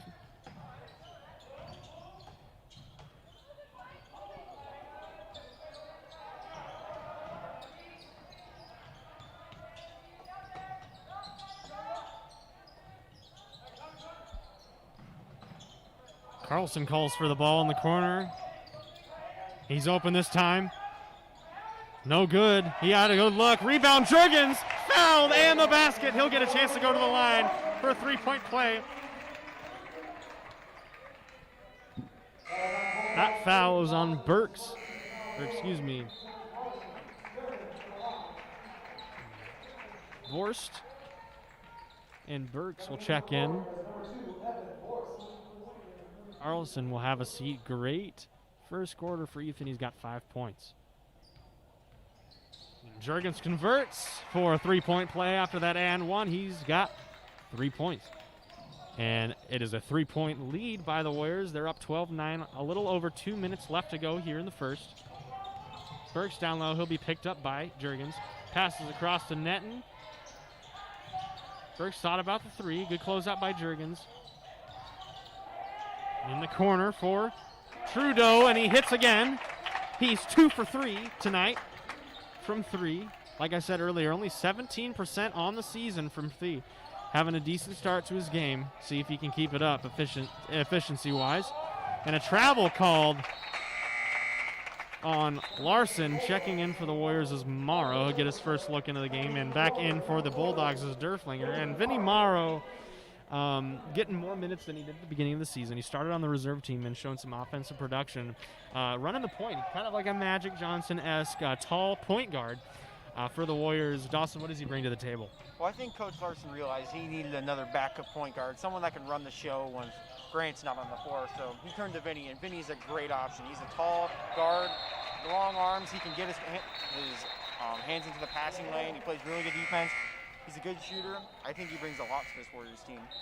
Got a clutch gene in him, too. If any of you were at the varsity reserve game just before break against Indianola, Vinny tied the game with a three-pointer to send us into overtime and then won the game on a clutch layup. Vinny definitely not afraid to take important shots if he needs to. And that is really a trait that you like to see of somebody coming off of the bench especially. I think Larson won't be disappointed in his decision to give Vinny a couple more minutes a game. 12-12 after that play down low by the Bulldog, or excuse me, that three-pointer by Trudeau, and Borst open for three. Good! Three ball corner pocket. Evan Borst, he puts them back up by three. Good defense here by the Warriors. Juergens down low on Burks. Burks spins. Good move on the post and cuts it back to one. Nice spin move there. That looked pretty. It was a good post move.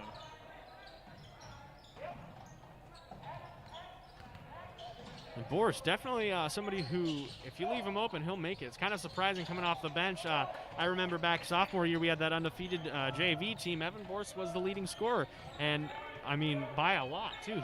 He can hit contested shots. He can hit off-balance shots. His offensive production can be kind of outstanding at times. I remember we were playing, I believe it was Newton, either Newton or Boone last year, and Boris had an 8-point run to give the team the lead at a half.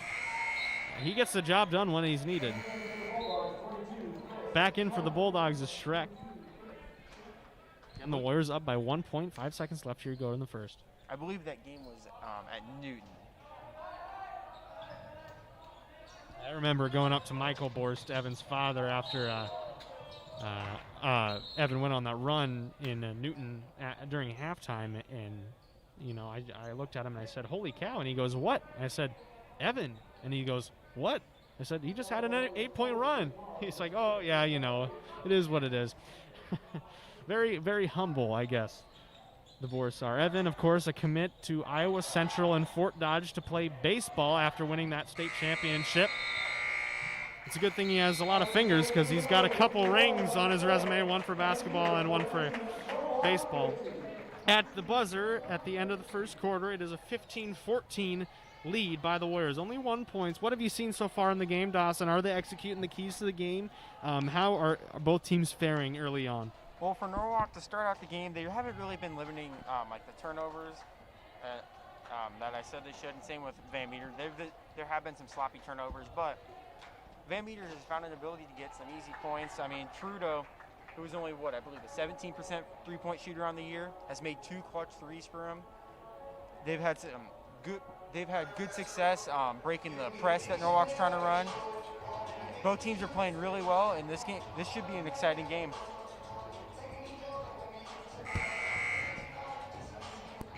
As we get set to go here into the second quarter, I want to thank you for joining us.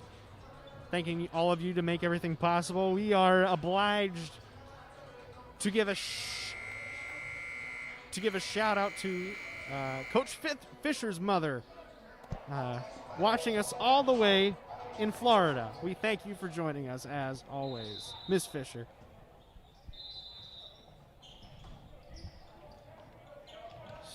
Five on the floor for the Warriors: Eggers, Carlson, Brown, Larson, and Tunender. Your starting five. Bulldogs playing fairly decent defense here early. Trudeau with the offensive production as he's got 6 points. He's 2 for 3 from three-point land, excuse me. A whistle blown, and Trudeau will go to the line. That foul's on Carlson. That'll be his second.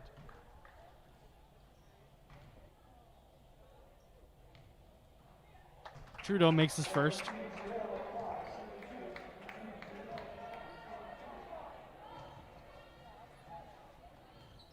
And a second. Trudeau's now got 8 points, and he gives the Bulldogs a 1-point lead here at the start of the second.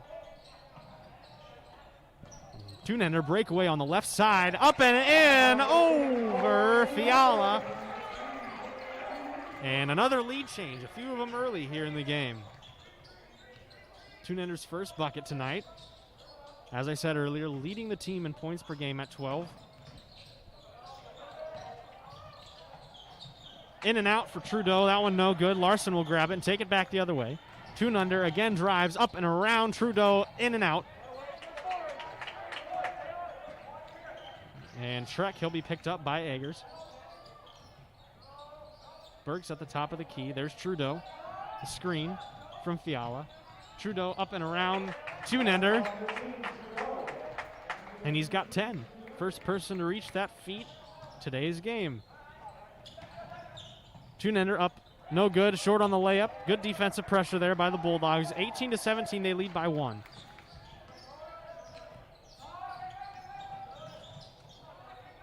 Trudeau in the corner, he's picked up by Carlson.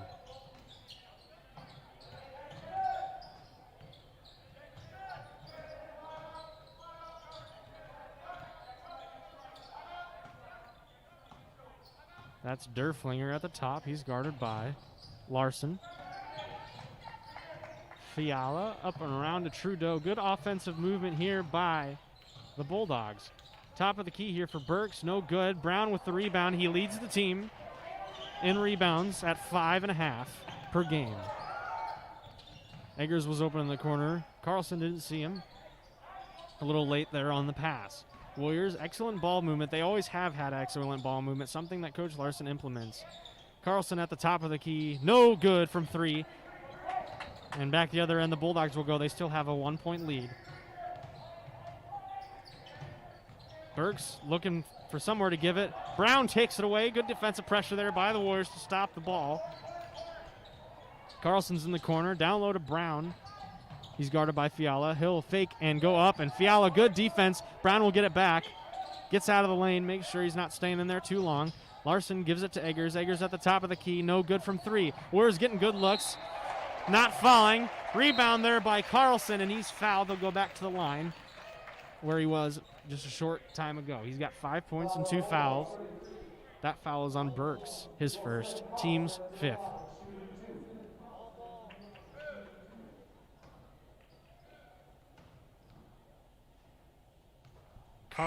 Carlson ties it with that free throw. Checking in for the Warriors is Bourne and Juergens. Brown and Eggers will have a seat.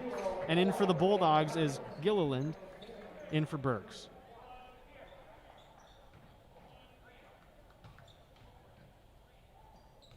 Carlson gives the Warriors the lead with that free throw. They're up by 1 now. Plenty of lead changes in this first half as Borst checks in for Ethan.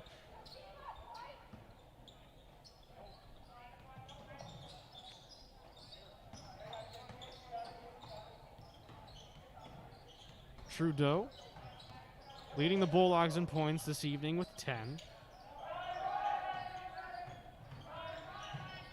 On the season, that would be Schreck, who gives it to Derflinger, and that one is off the front iron, no good.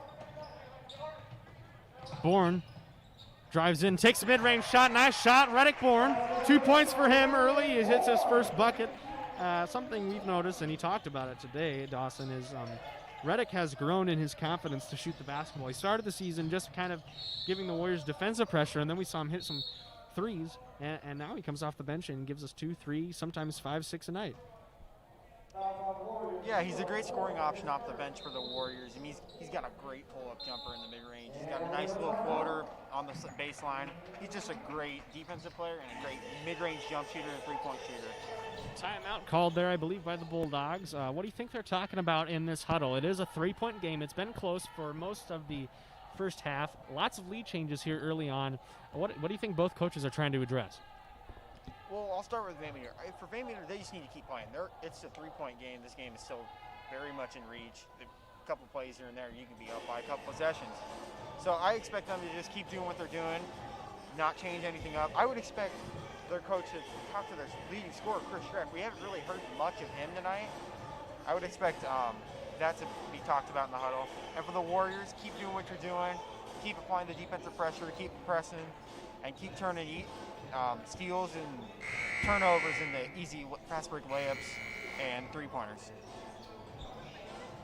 Update here for the basketball world. Kevin Durant out for a few games. He tested positive for the coronavirus. Seems something that's awfully familiar now in today's world, and we've seen it here in Norwalk a little bit in our program, but for the most part we've done a pretty good job of staying healthy, staying clean, and being able to play basketball at full strength. And that is due to a lot of policies that we've instilled here as the and one bucket goes for Trudeau. Another 2 points for him. He'll have a chance at one more to tie the game up again at 21. That's Jurgens' second foul and team's sixth.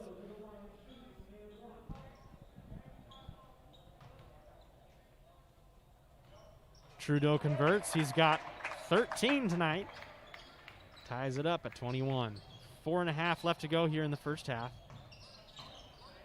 Warriors will try to break the press here. Good defense by the Bulldogs, and it stays fairly consistent. Good pass by Tunender, was knocked away. He sees the floor pretty well for a big guy. He does. He's like the point forward of the team. He can handle the ball. Him and Max Jurgens share a lot in common. They both spread the floor really well. They both can handle the ball if they need to. Just great players for this team. That time, ball bounced the wrong way, and the Bulldogs will grab it.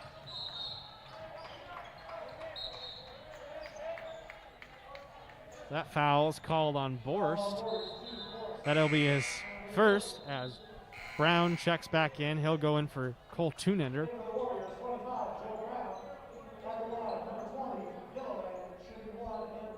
Gilliland will shoot at the line. 1-1 as the Warriors have reached 7 team fouls.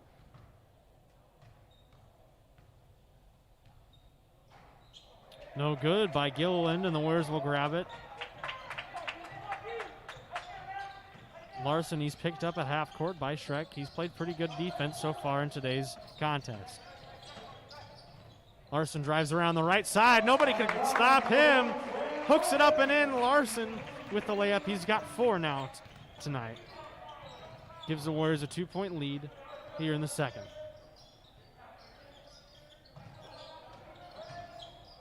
Trudeau, it throws it in the corner there. That one's no good for Gilliland.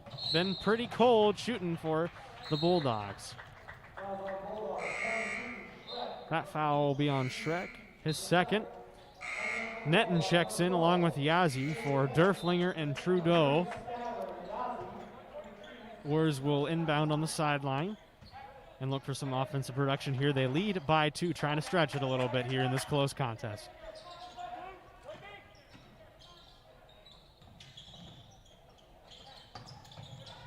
Jurgens finds Larson on the wing. That one is no good. He was open. That was a good look, just not falling. And that's his shot, too. You know he can make that almost 9 times out of 10. We've seen it. That foul is on Jurgens. He's got 3. You want to be careful here as it's only the second quarter. Yazzie will go to the line shooting 1-1. And predictable, Tunender will check in for Jurgens. He's got 3 fouls. Larton wanted to sit him. Jurgens is definitely somebody who can close games, and nobody wants that to be jeopardized by fouling out, certainly, especially in a 2-point game like this. Yazzie can't convert from the free throw line. Larson will give that one to Bourne. He's guarded by Netten, and down low is Tunender. He'll come back out to the 3-point line.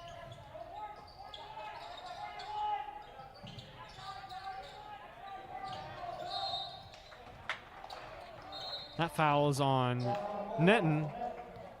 His first, team 7th. Bourne will go to the line for 1-1.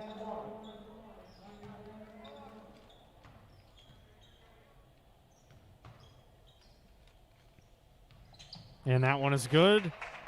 Reddick will get a chance for one more as he stretches the lead to 3 points.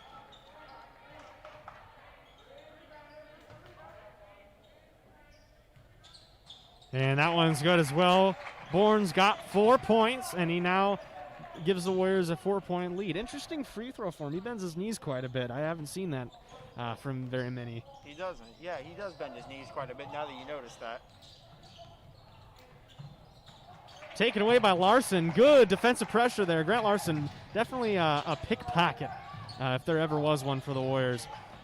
Boris fakes and gets up there on the charity strike, hits that mid-range bucket. Good offensive movement by the Warriors as they now lead by 6. Boris has 5 points. What a pass fake by Boris right there. He fooled me up here. Travel on Yazi. Yes, sir. That was 3 steps. Did you see that by Shrek? That was a nice shot. Now we can see why he's their leading scorer. Yeah, well, he can't be the leading scorer if he shoots shots that don't count.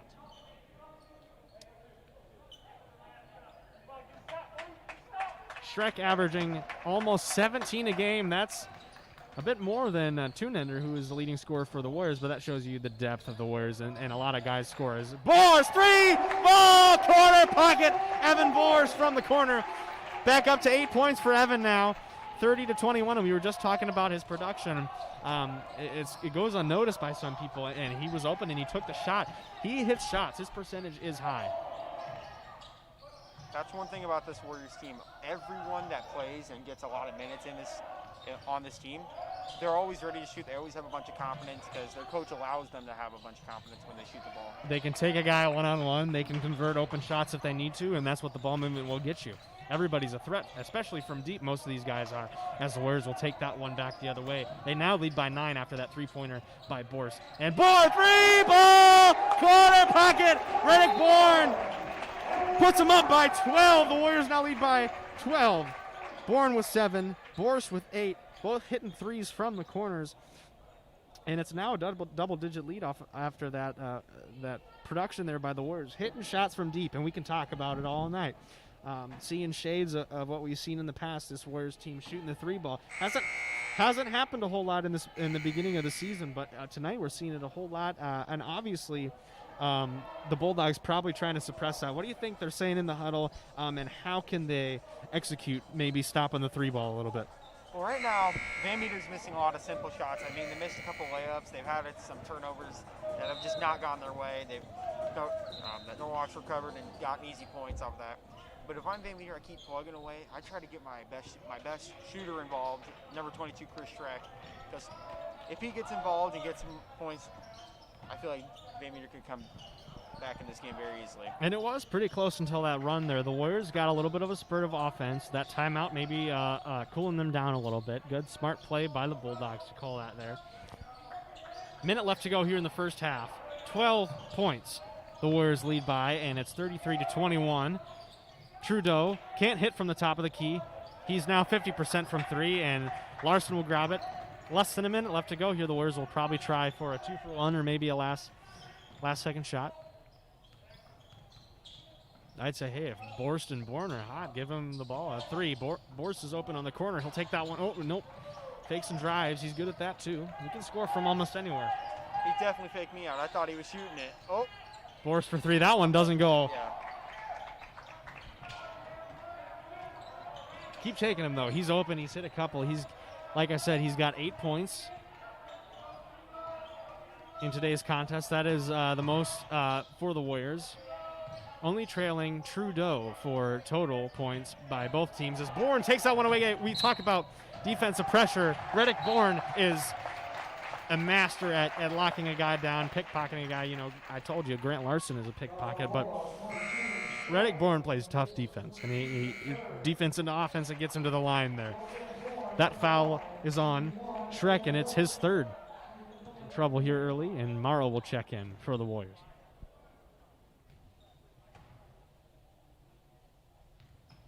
First one goes, he'll get another shot.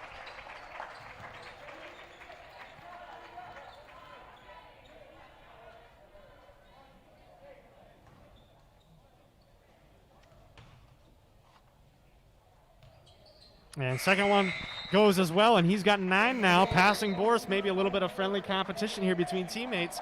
2 guys that come off the bench, but they can produce, and, well, I mean, they're the reason why this team is up by 14 now. Time ticking down, and Derflinger will drive in A charge called. That was a crazy somersault Borst did there. He draws the foul. Great play. Larson loves to see it. Derflinger will pick up his first. And Morrow will take a. Thought he was going to take that, but instead he just he gave the percentage buster to Tunender instead. I feel like he might have done that on purpose. Norwalk now leads by 14 after that run. A couple three-pointers from Reddick Bourne and Evan Bors. Bourne got to the line. Bors took a charge. Good plays we're seeing defensively and offensively from both teams. Who needs to be stopped, Dawson, and who has the potential to do so? How can the Bulldogs get back into this game? They've kind of got a deficit on their hands that we didn't really think they would. Well, right now, if you're the Bulldogs, you got to be a little frustrated. I mean, you hold Cole Tunender to, I believe, 4 or 5 points. You hold Carlson to 5 points, and it's like, oh, you're so close and you're almost in this game.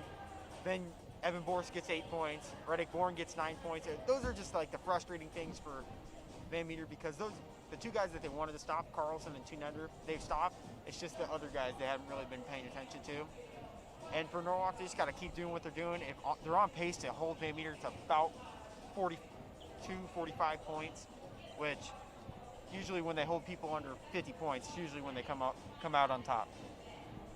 Van Meter at 4-1 this season. Last loss to Des Moines Christian, and then they won against Panorama and South Hamilton and the Warriors. If you've been following us, took a loss at Pella, but took wins against Lewis Central and Oskaloosa, and they are now at 4-2. Like I said earlier, the same record as they were after break last year, and that turned into a state championship. First ever in Norwalk history. When we look at how Norwalk was last year and how they are this year, and as well as Van Meter, who lost in the sub-state final last year. Warriors obviously going all the way. How have these teams changed in a sense of maybe not individuality, but in play style? Especially the Warriors, we've seen a lot of different offense. Dawson, if you could enlighten us on what we've seen early this year. Well, this year, there's not going to be a guy like last year that averages 37 points a game and has a couple 50-point games. That's not going to happen this year with this Warriors group. That's not what they're built for. This team is defense first and then offense. Last year, I felt like it was more offense and then let's play defense so we could score more and get out and transition and fast break. This team is built on defense.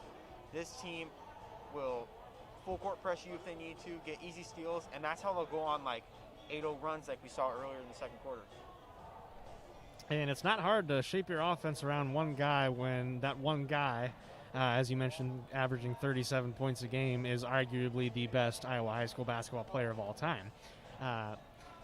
Bowen's tearing it up at UNI. They're not winning games, but he's definitely been a producer for the Panthers, especially with A.J. Green out. We watched him last night in a close loss. But you know, one thing that's always consistent with him is if you give him the ball, he's going to put it in the hole. And he's still doing that at a different level.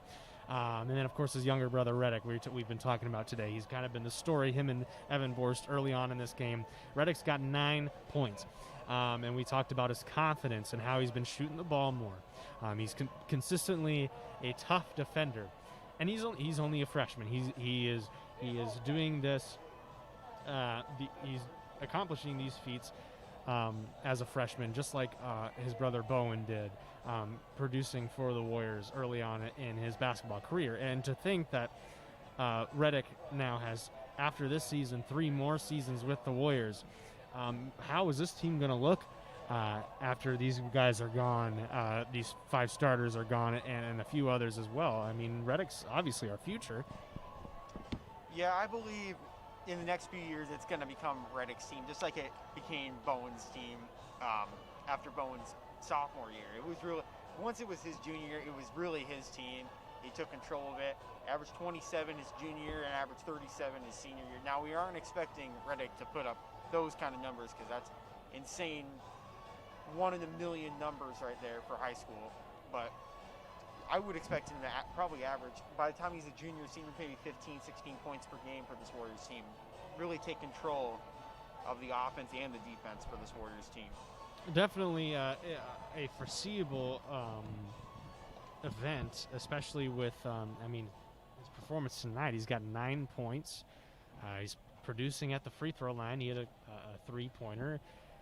And his defensive pressure, I believe he has 2 steals tonight, and he doesn't start. He's playing about half the minutes of some of these guys that are on the floor more than him, and he's leading the team in points, creating defensive pressure, and racking up defensive statistics as well. Certainly a good thing to see from a young player.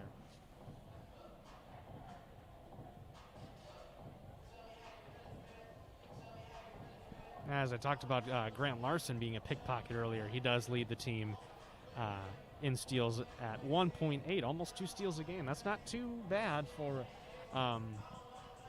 in general, especially at this level. Only playing 8-minute quarters, 2 steals a game. You have a pretty good night defensively. You're doing your job.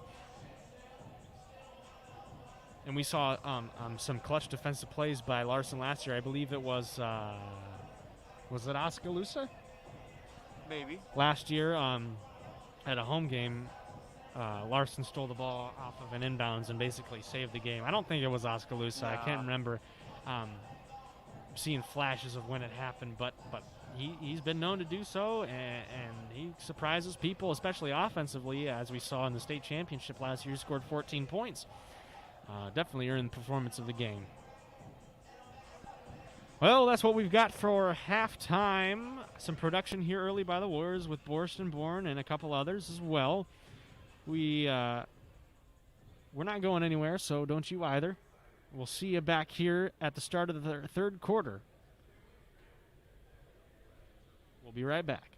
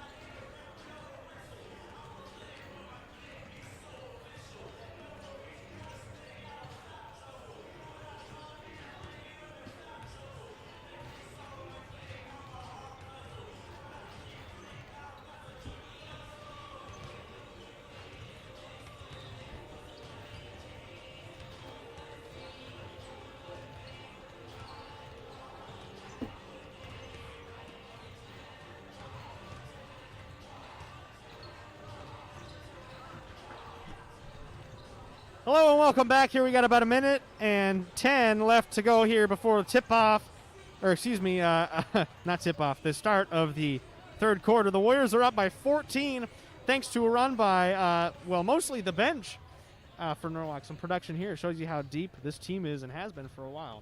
A little nostalgia there as you heard John Wall playing over the speakers. That was, I think, the walkout song for the Warriors back, quite a while ago. I think in the age of Bailey Steele, maybe even before that. A little throwback there. And as we get set to go here, your leading scorers. First for the Bulldogs, Trudeau. He is 50% from the three-point range, and he's got 13 points in total. And for the Warriors, Reddick Bourne, I believe that's the first time he's led the team in points. He's got 9, followed by Borse 8. They both had a little bit of a run to end the first half. And the Warriors are looking pretty good, especially their bench. I think Larson may change who closes out this game if he needs to. Say if it ain't broke, don't fix it. And if guys are scoring who, if guys are scoring who don't necessarily start the game, I mean, you want that offensive production. You want that plus-minus rating. So we'll see what happens here in the second half. Dawson, what do you expect to see? I expect the Warriors to get some of their starters some easy buckets and get the starters more involved because, I mean, so far my player to watch hasn't had the points production that I think he would have. So I expect the Warriors to try to get more of their starters involved. And for the Bulldogs, I would expect them to try to get Shrek involved. I mean, he's their leading scorer for a reason. He averages 3 threes a game. I mean, that's big for them. I gotta think that's what Van Meter's going to try to do in the second half. For sure, and yeah, you said Brown, not necessarily offensive production, but he has had a couple of offensive rebounds and a few defensive ones as well. Certainly hustling out there, just not getting the statistical stature as other nights.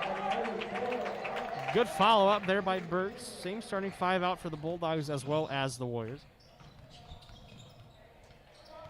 Brown will drive up and around Fiala, and I guess we spoke too soon as Brown gets his first bucket of the game. He's got 2, puts the Warriors back up by 14, 37-23. A minute is gone in the third.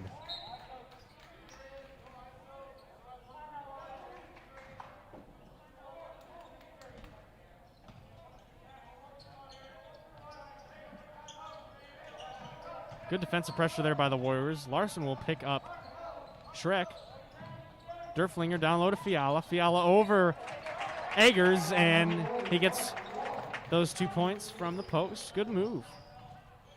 He's got 4. Two-nender on the other end, up and around Fiala, and he takes him right back. Points in the paint for both teams early on here in the second half, excuse me.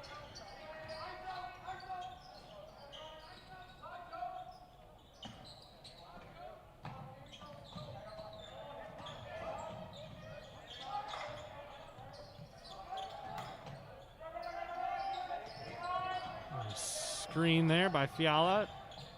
Taken away by Eggers. Good play.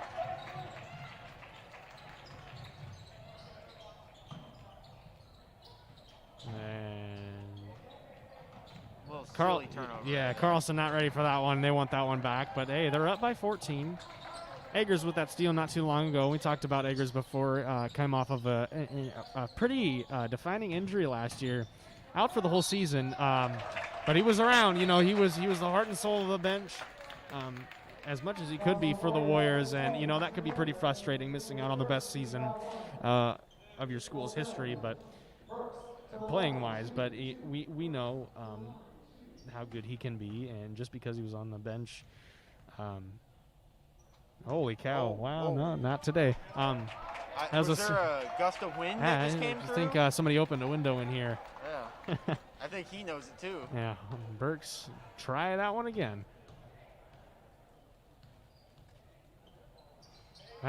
Closer, but still no cigar. And I was talking about Eggers. Even though he was on the bench, we knew the kind of player he was, and he was still showing it through energy and moral support. Definitely no shortage of production from Eggers, especially verbally. Larson, no good from the top of the key. Carlson hustles after that one, throws it off of Derflinger, and Warrior ball. It will be again. They'll retain possession. A good play there by Carlson. Love to see it. Those are the hustle plays that Coach Larson probably loves to see. That is one of my favorite plays in basketball. There aren't many other sports where you can just chuck the ball at the opposing player. Good defense there by Fiala. He shuts Tunender down, but a foul called after the shot. And that would be on Fiala. That's his team's first of the second half. Warriors still up by 14. A lob there. Good play. Larson to Carlson. Running those out-of-bounds plays that they work on in practice, and, I mean, it works. Yeah. Good production there. 2 easy points. I remember when we ran that play against Winterset earlier this season, and he got an and one off the play, and the bench went crazy. That three-pointer there by Burks, he makes up for that atrocious free throw he had earlier, and he brings the Bulldogs to now within 13. Larson, a good move to get open for a while, but the long arms of Fiala stopped the shot, and it was a good block, good defensive play. That foul's on Brown. That's his first. Team second. Bulldogs will take it back the other way.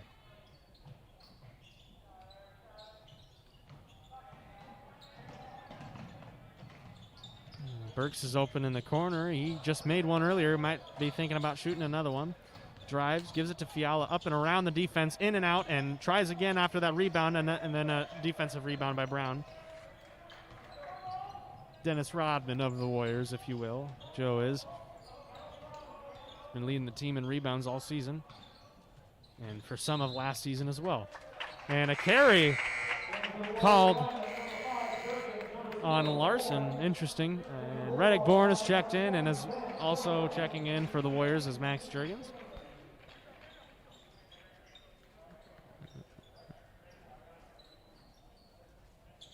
And in for the Bulldogs now is Gilliland, the sophomore.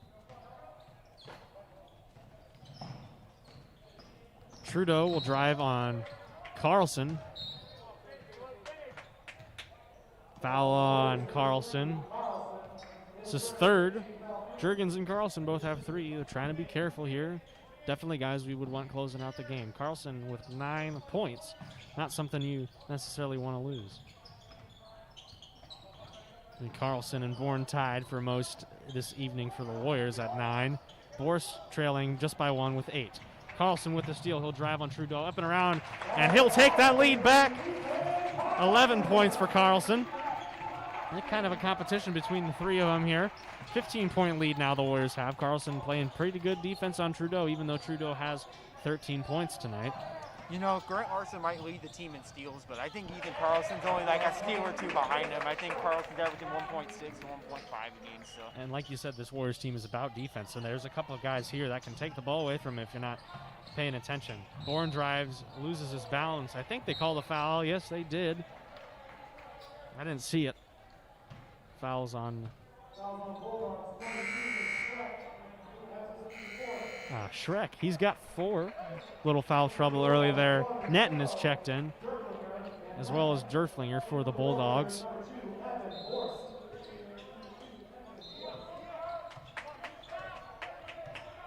Bourne gives it to Borst in the corner,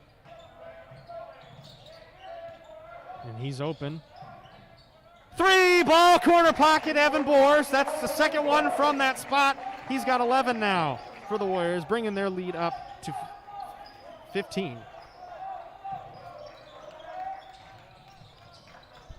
Warriors producing offensively from behind the arc and in the paint. A little bit of mixture of both. I think this is the most threes we've seen by this team this year, though. Yes, I believe it's either would be this game or earlier in this year, the Pella Christian game. Derflinger, the Euro step. Nice move around Bourne. He'll get 2 points off that one. 13-point lead for the Warriors. And Bourne will run the offense this possession. Gives it to Borst after that three-pointer he just had. He's got 2 of them today. Larson's open.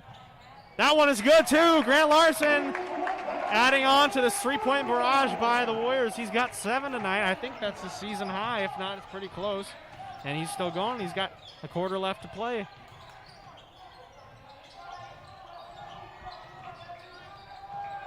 Trudeau picked up by Borst. A little bit of a mouse in the house action as Trudeau converts, and he's got 15 now tonight. Larson, Bourne, Tunender, Jurgens, and Borst, the 5 in for the Warriors.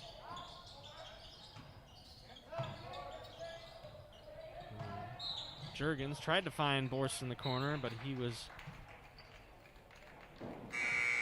whacked. Foul will be on Netton. That's his second. And checking in for the Warriors is Morrow. Larson will sit for a while after that three-pointer he had. He's got 7 tonight. Bourne, nice pass down low to Two-Nender. Up and over, no good. He gets the offensive rebound, tries again, no good. Good defense down there by Burks. He saves it out of bounds. Two-Nender still hustling even though he can't get the bucket, and Morrow will get fouled that time with the ball. He'll take 2 from the charity strike. That foul is on Burks, his second foul. Vinny's first chance at the charity stripe.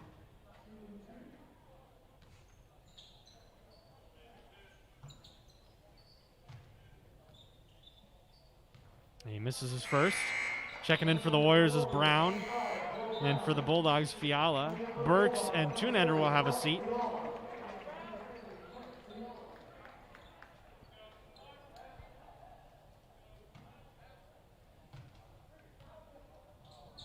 And Morrow makes a second.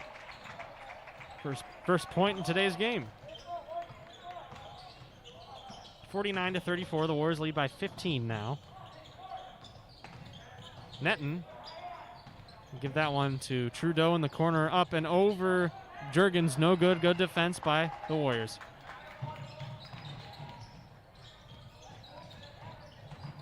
Morrow gives it to Bourne. He's open in the corner. No good. The way he's been shooting, I would take it too. And they called a foul on Trudeau. That's his first. Warriors will keep it. Inbounding will be Morrow.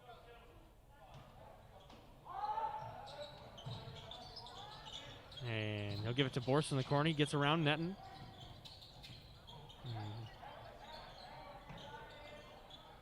I say give that ball right back to Borst. Netton couldn't stay with him. Jurgens down low, spin, and a foul. That's 3 straight fouls here for the Bulldogs. And he'll go to the line, shooting 2.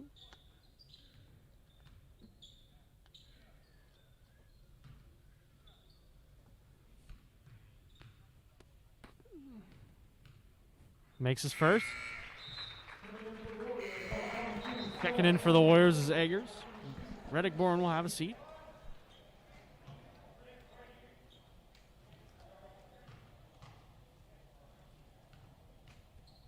Jurgens makes both of them that time. He's got a handful of points tonight. Checking back in for the Bulldogs will be Burks.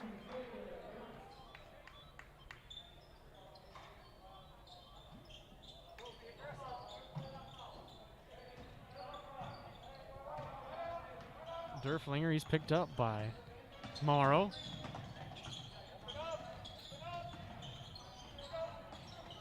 Good defense by Morrow. Trudeau gives that one to Burks in the corner. He's guarded by Brown down low here to Gilliland. Up top, Trudeau on the wing. No good. Missed a couple threes after making 2 of them in the first half. 20 seconds left to go here in the third. Morrow takes it back the other way. The Warriors lead now by 17. It's 51-34. Netton, good defense. 7 seconds left. The Warriors trying to get a last-second shot.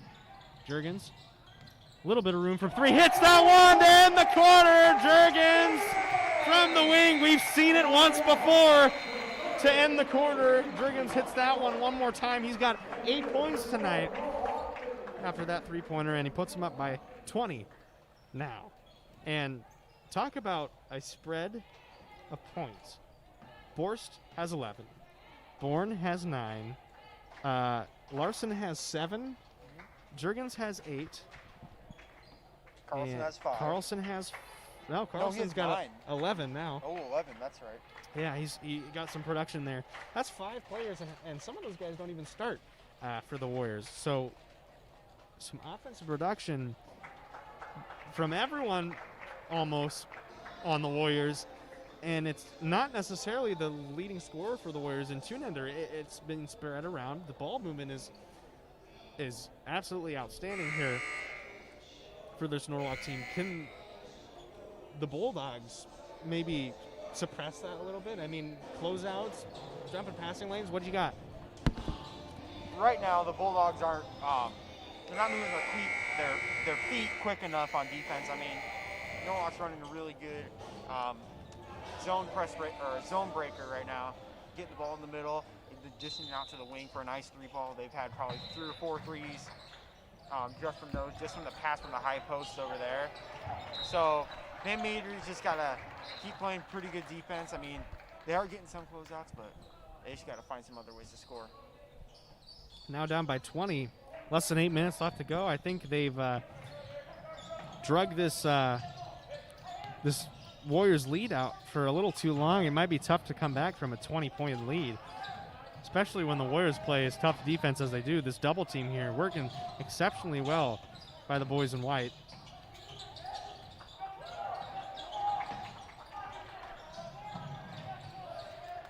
Derflinger, no good from the corner. Carlson will try one from the corner. His is good. 3-ball corner pocket. Ethan Carlson. He's got 14 now, and he is now the leading scorer for the Warriors tonight's matchup. It keeps changing. You never know. 57-34. It's a 23-point lead now for the Warriors, the most today. Foul called on Carlson. That's his 4th, and he's leading the team in points. He's also leading the team in fouls. He's got to watch it here. One more, and he's done.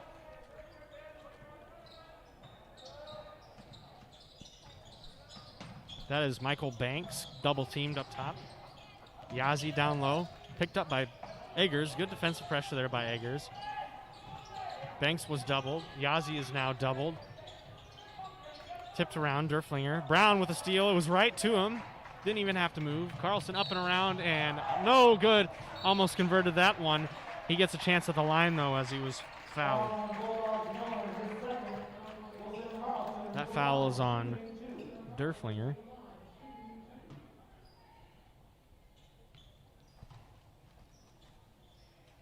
Carlson makes his first. Checking in for the Bulldogs. Schreck, Burks, Trudeau, and Fiala. And Yazzie will stay. 24-point lead here for the Warriors. Carlson misses his second at the line. He's got 15 now. Certainly a season high for Carlson. Most definitely.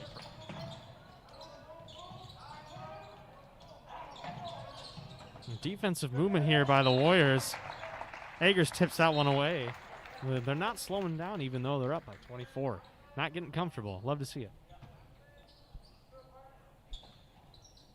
Trudeau will take point up top, guarded by Carlson. Larson with the double, and that one goes off of Ethan's foot.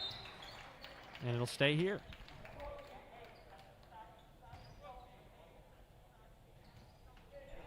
And a good head on a swivel there. Carlson grabs the steal, gives that one to Larson. What a play by Carlson. Larson's now got 9, and assist there by Ethan. Defense and offense. He's got probably 3 steals at least tonight.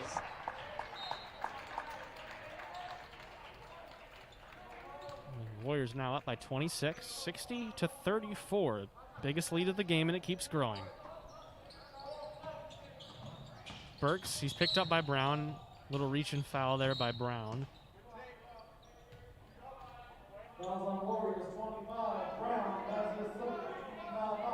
That's his second, team's 5th. Schreck will inbound. He finds Burks. Another foul there by Brown. Burks will shoot 2.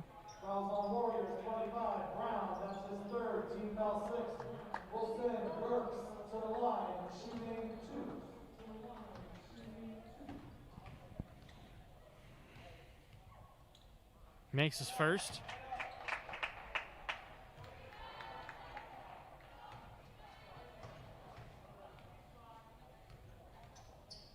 Misses his second, goes 1 for 2 that time. Not shooting a hot percentage here tonight. I know he's missed 2 more.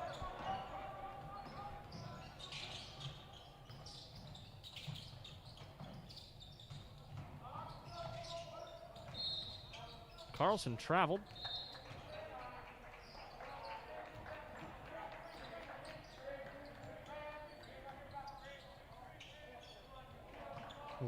lead by 25.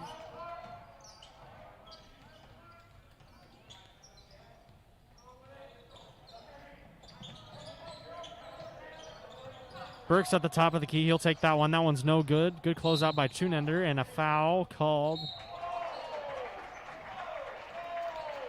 Offensive foul on Fiala. Sounds like some of the Van Meter parents do not agree with that call. Bourne checks in for Eggers. That is Fiala's third foul.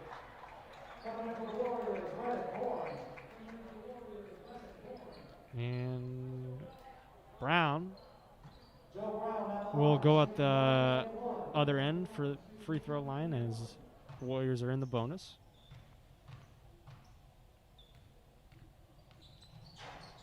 Makes his first, not the most reliable free throw shooter, but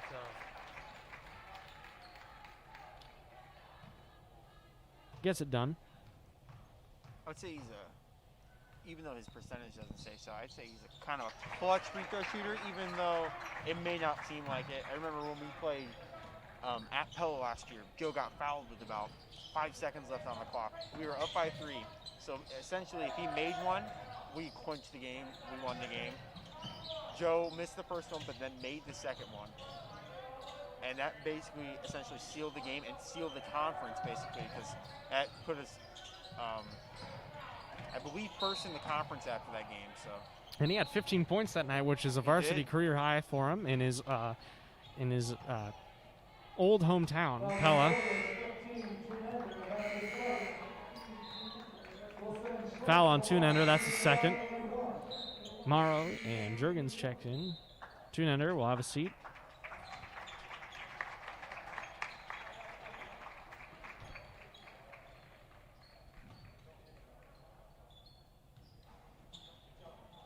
And that free throw no good by Shrek.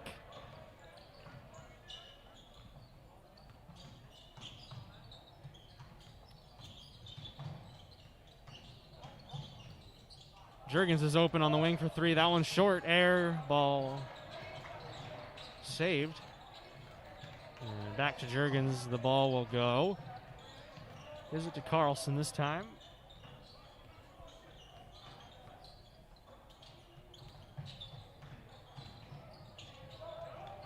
And looks like all ball. Brown was swatted on that one. Bourne from the corner, a little right. He was open. Good rebound and shot there by Carlson. He's got 17 now.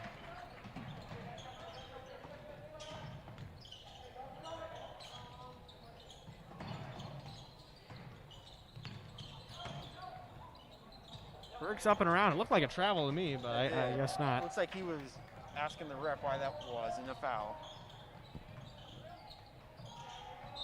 Morrow traveled. Back the other way. Hine to check in for Fiala. Dvorce is back in for the Warriors.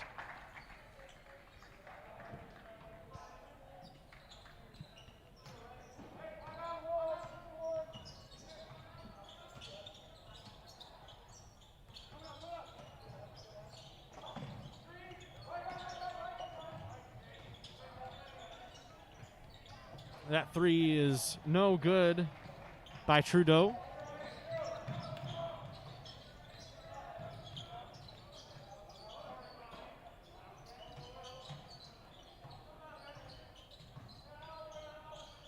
Borst from the wing. That one is good! Evan Borst. He's got 14. 3 3-pointers tonight.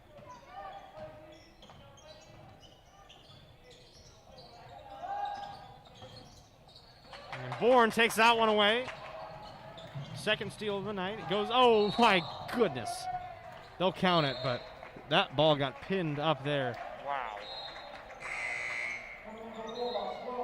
Goaltending call, obviously, but wow, holy cow. Flashes of LeBron James. Iguodala to Curry, back to Iguodala, up for the layup. Oh, blocked by James. Checking in for the Warriors. Eaton, Rohr, Havoc, Wegner, and they'll leave Jurgens.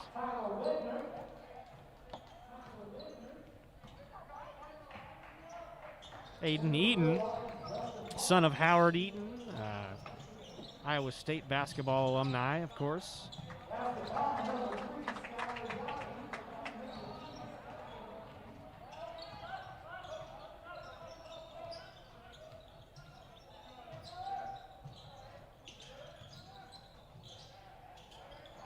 No good down low from Wagner. And I saw Howard Eaton on TV a couple weeks ago. They were doing a Chris Street special. It was like the 1993 Cyclone versus Hawkeye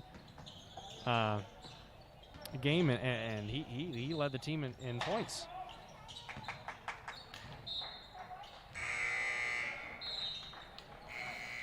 Bransfield checks in for Juergens.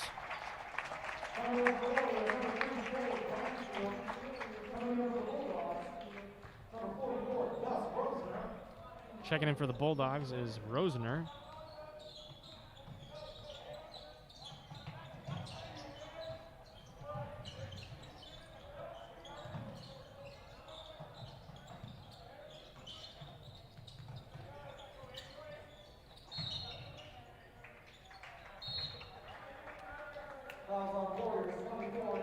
That foul's on Eaton. Go back the other way. No, sorry, that one was on Wagner. My apologies. Offensive foul. And up and in for Banks.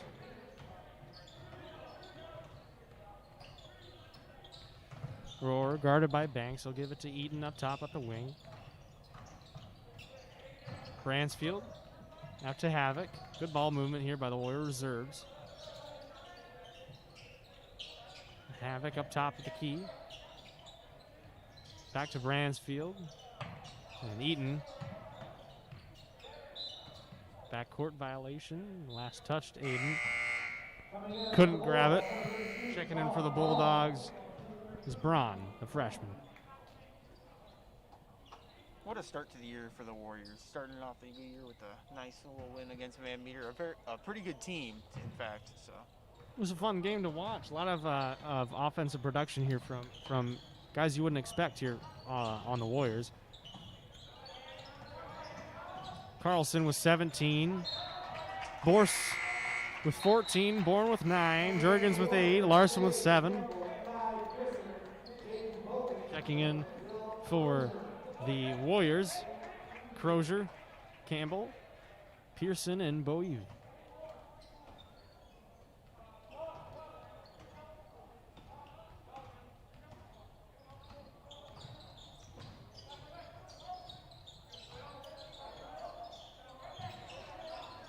Pearson to Bovey.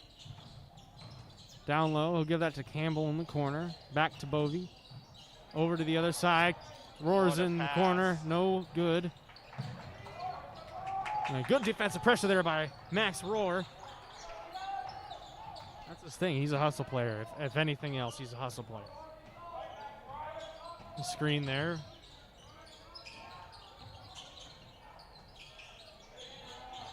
Rosener from 3. Nice shot there.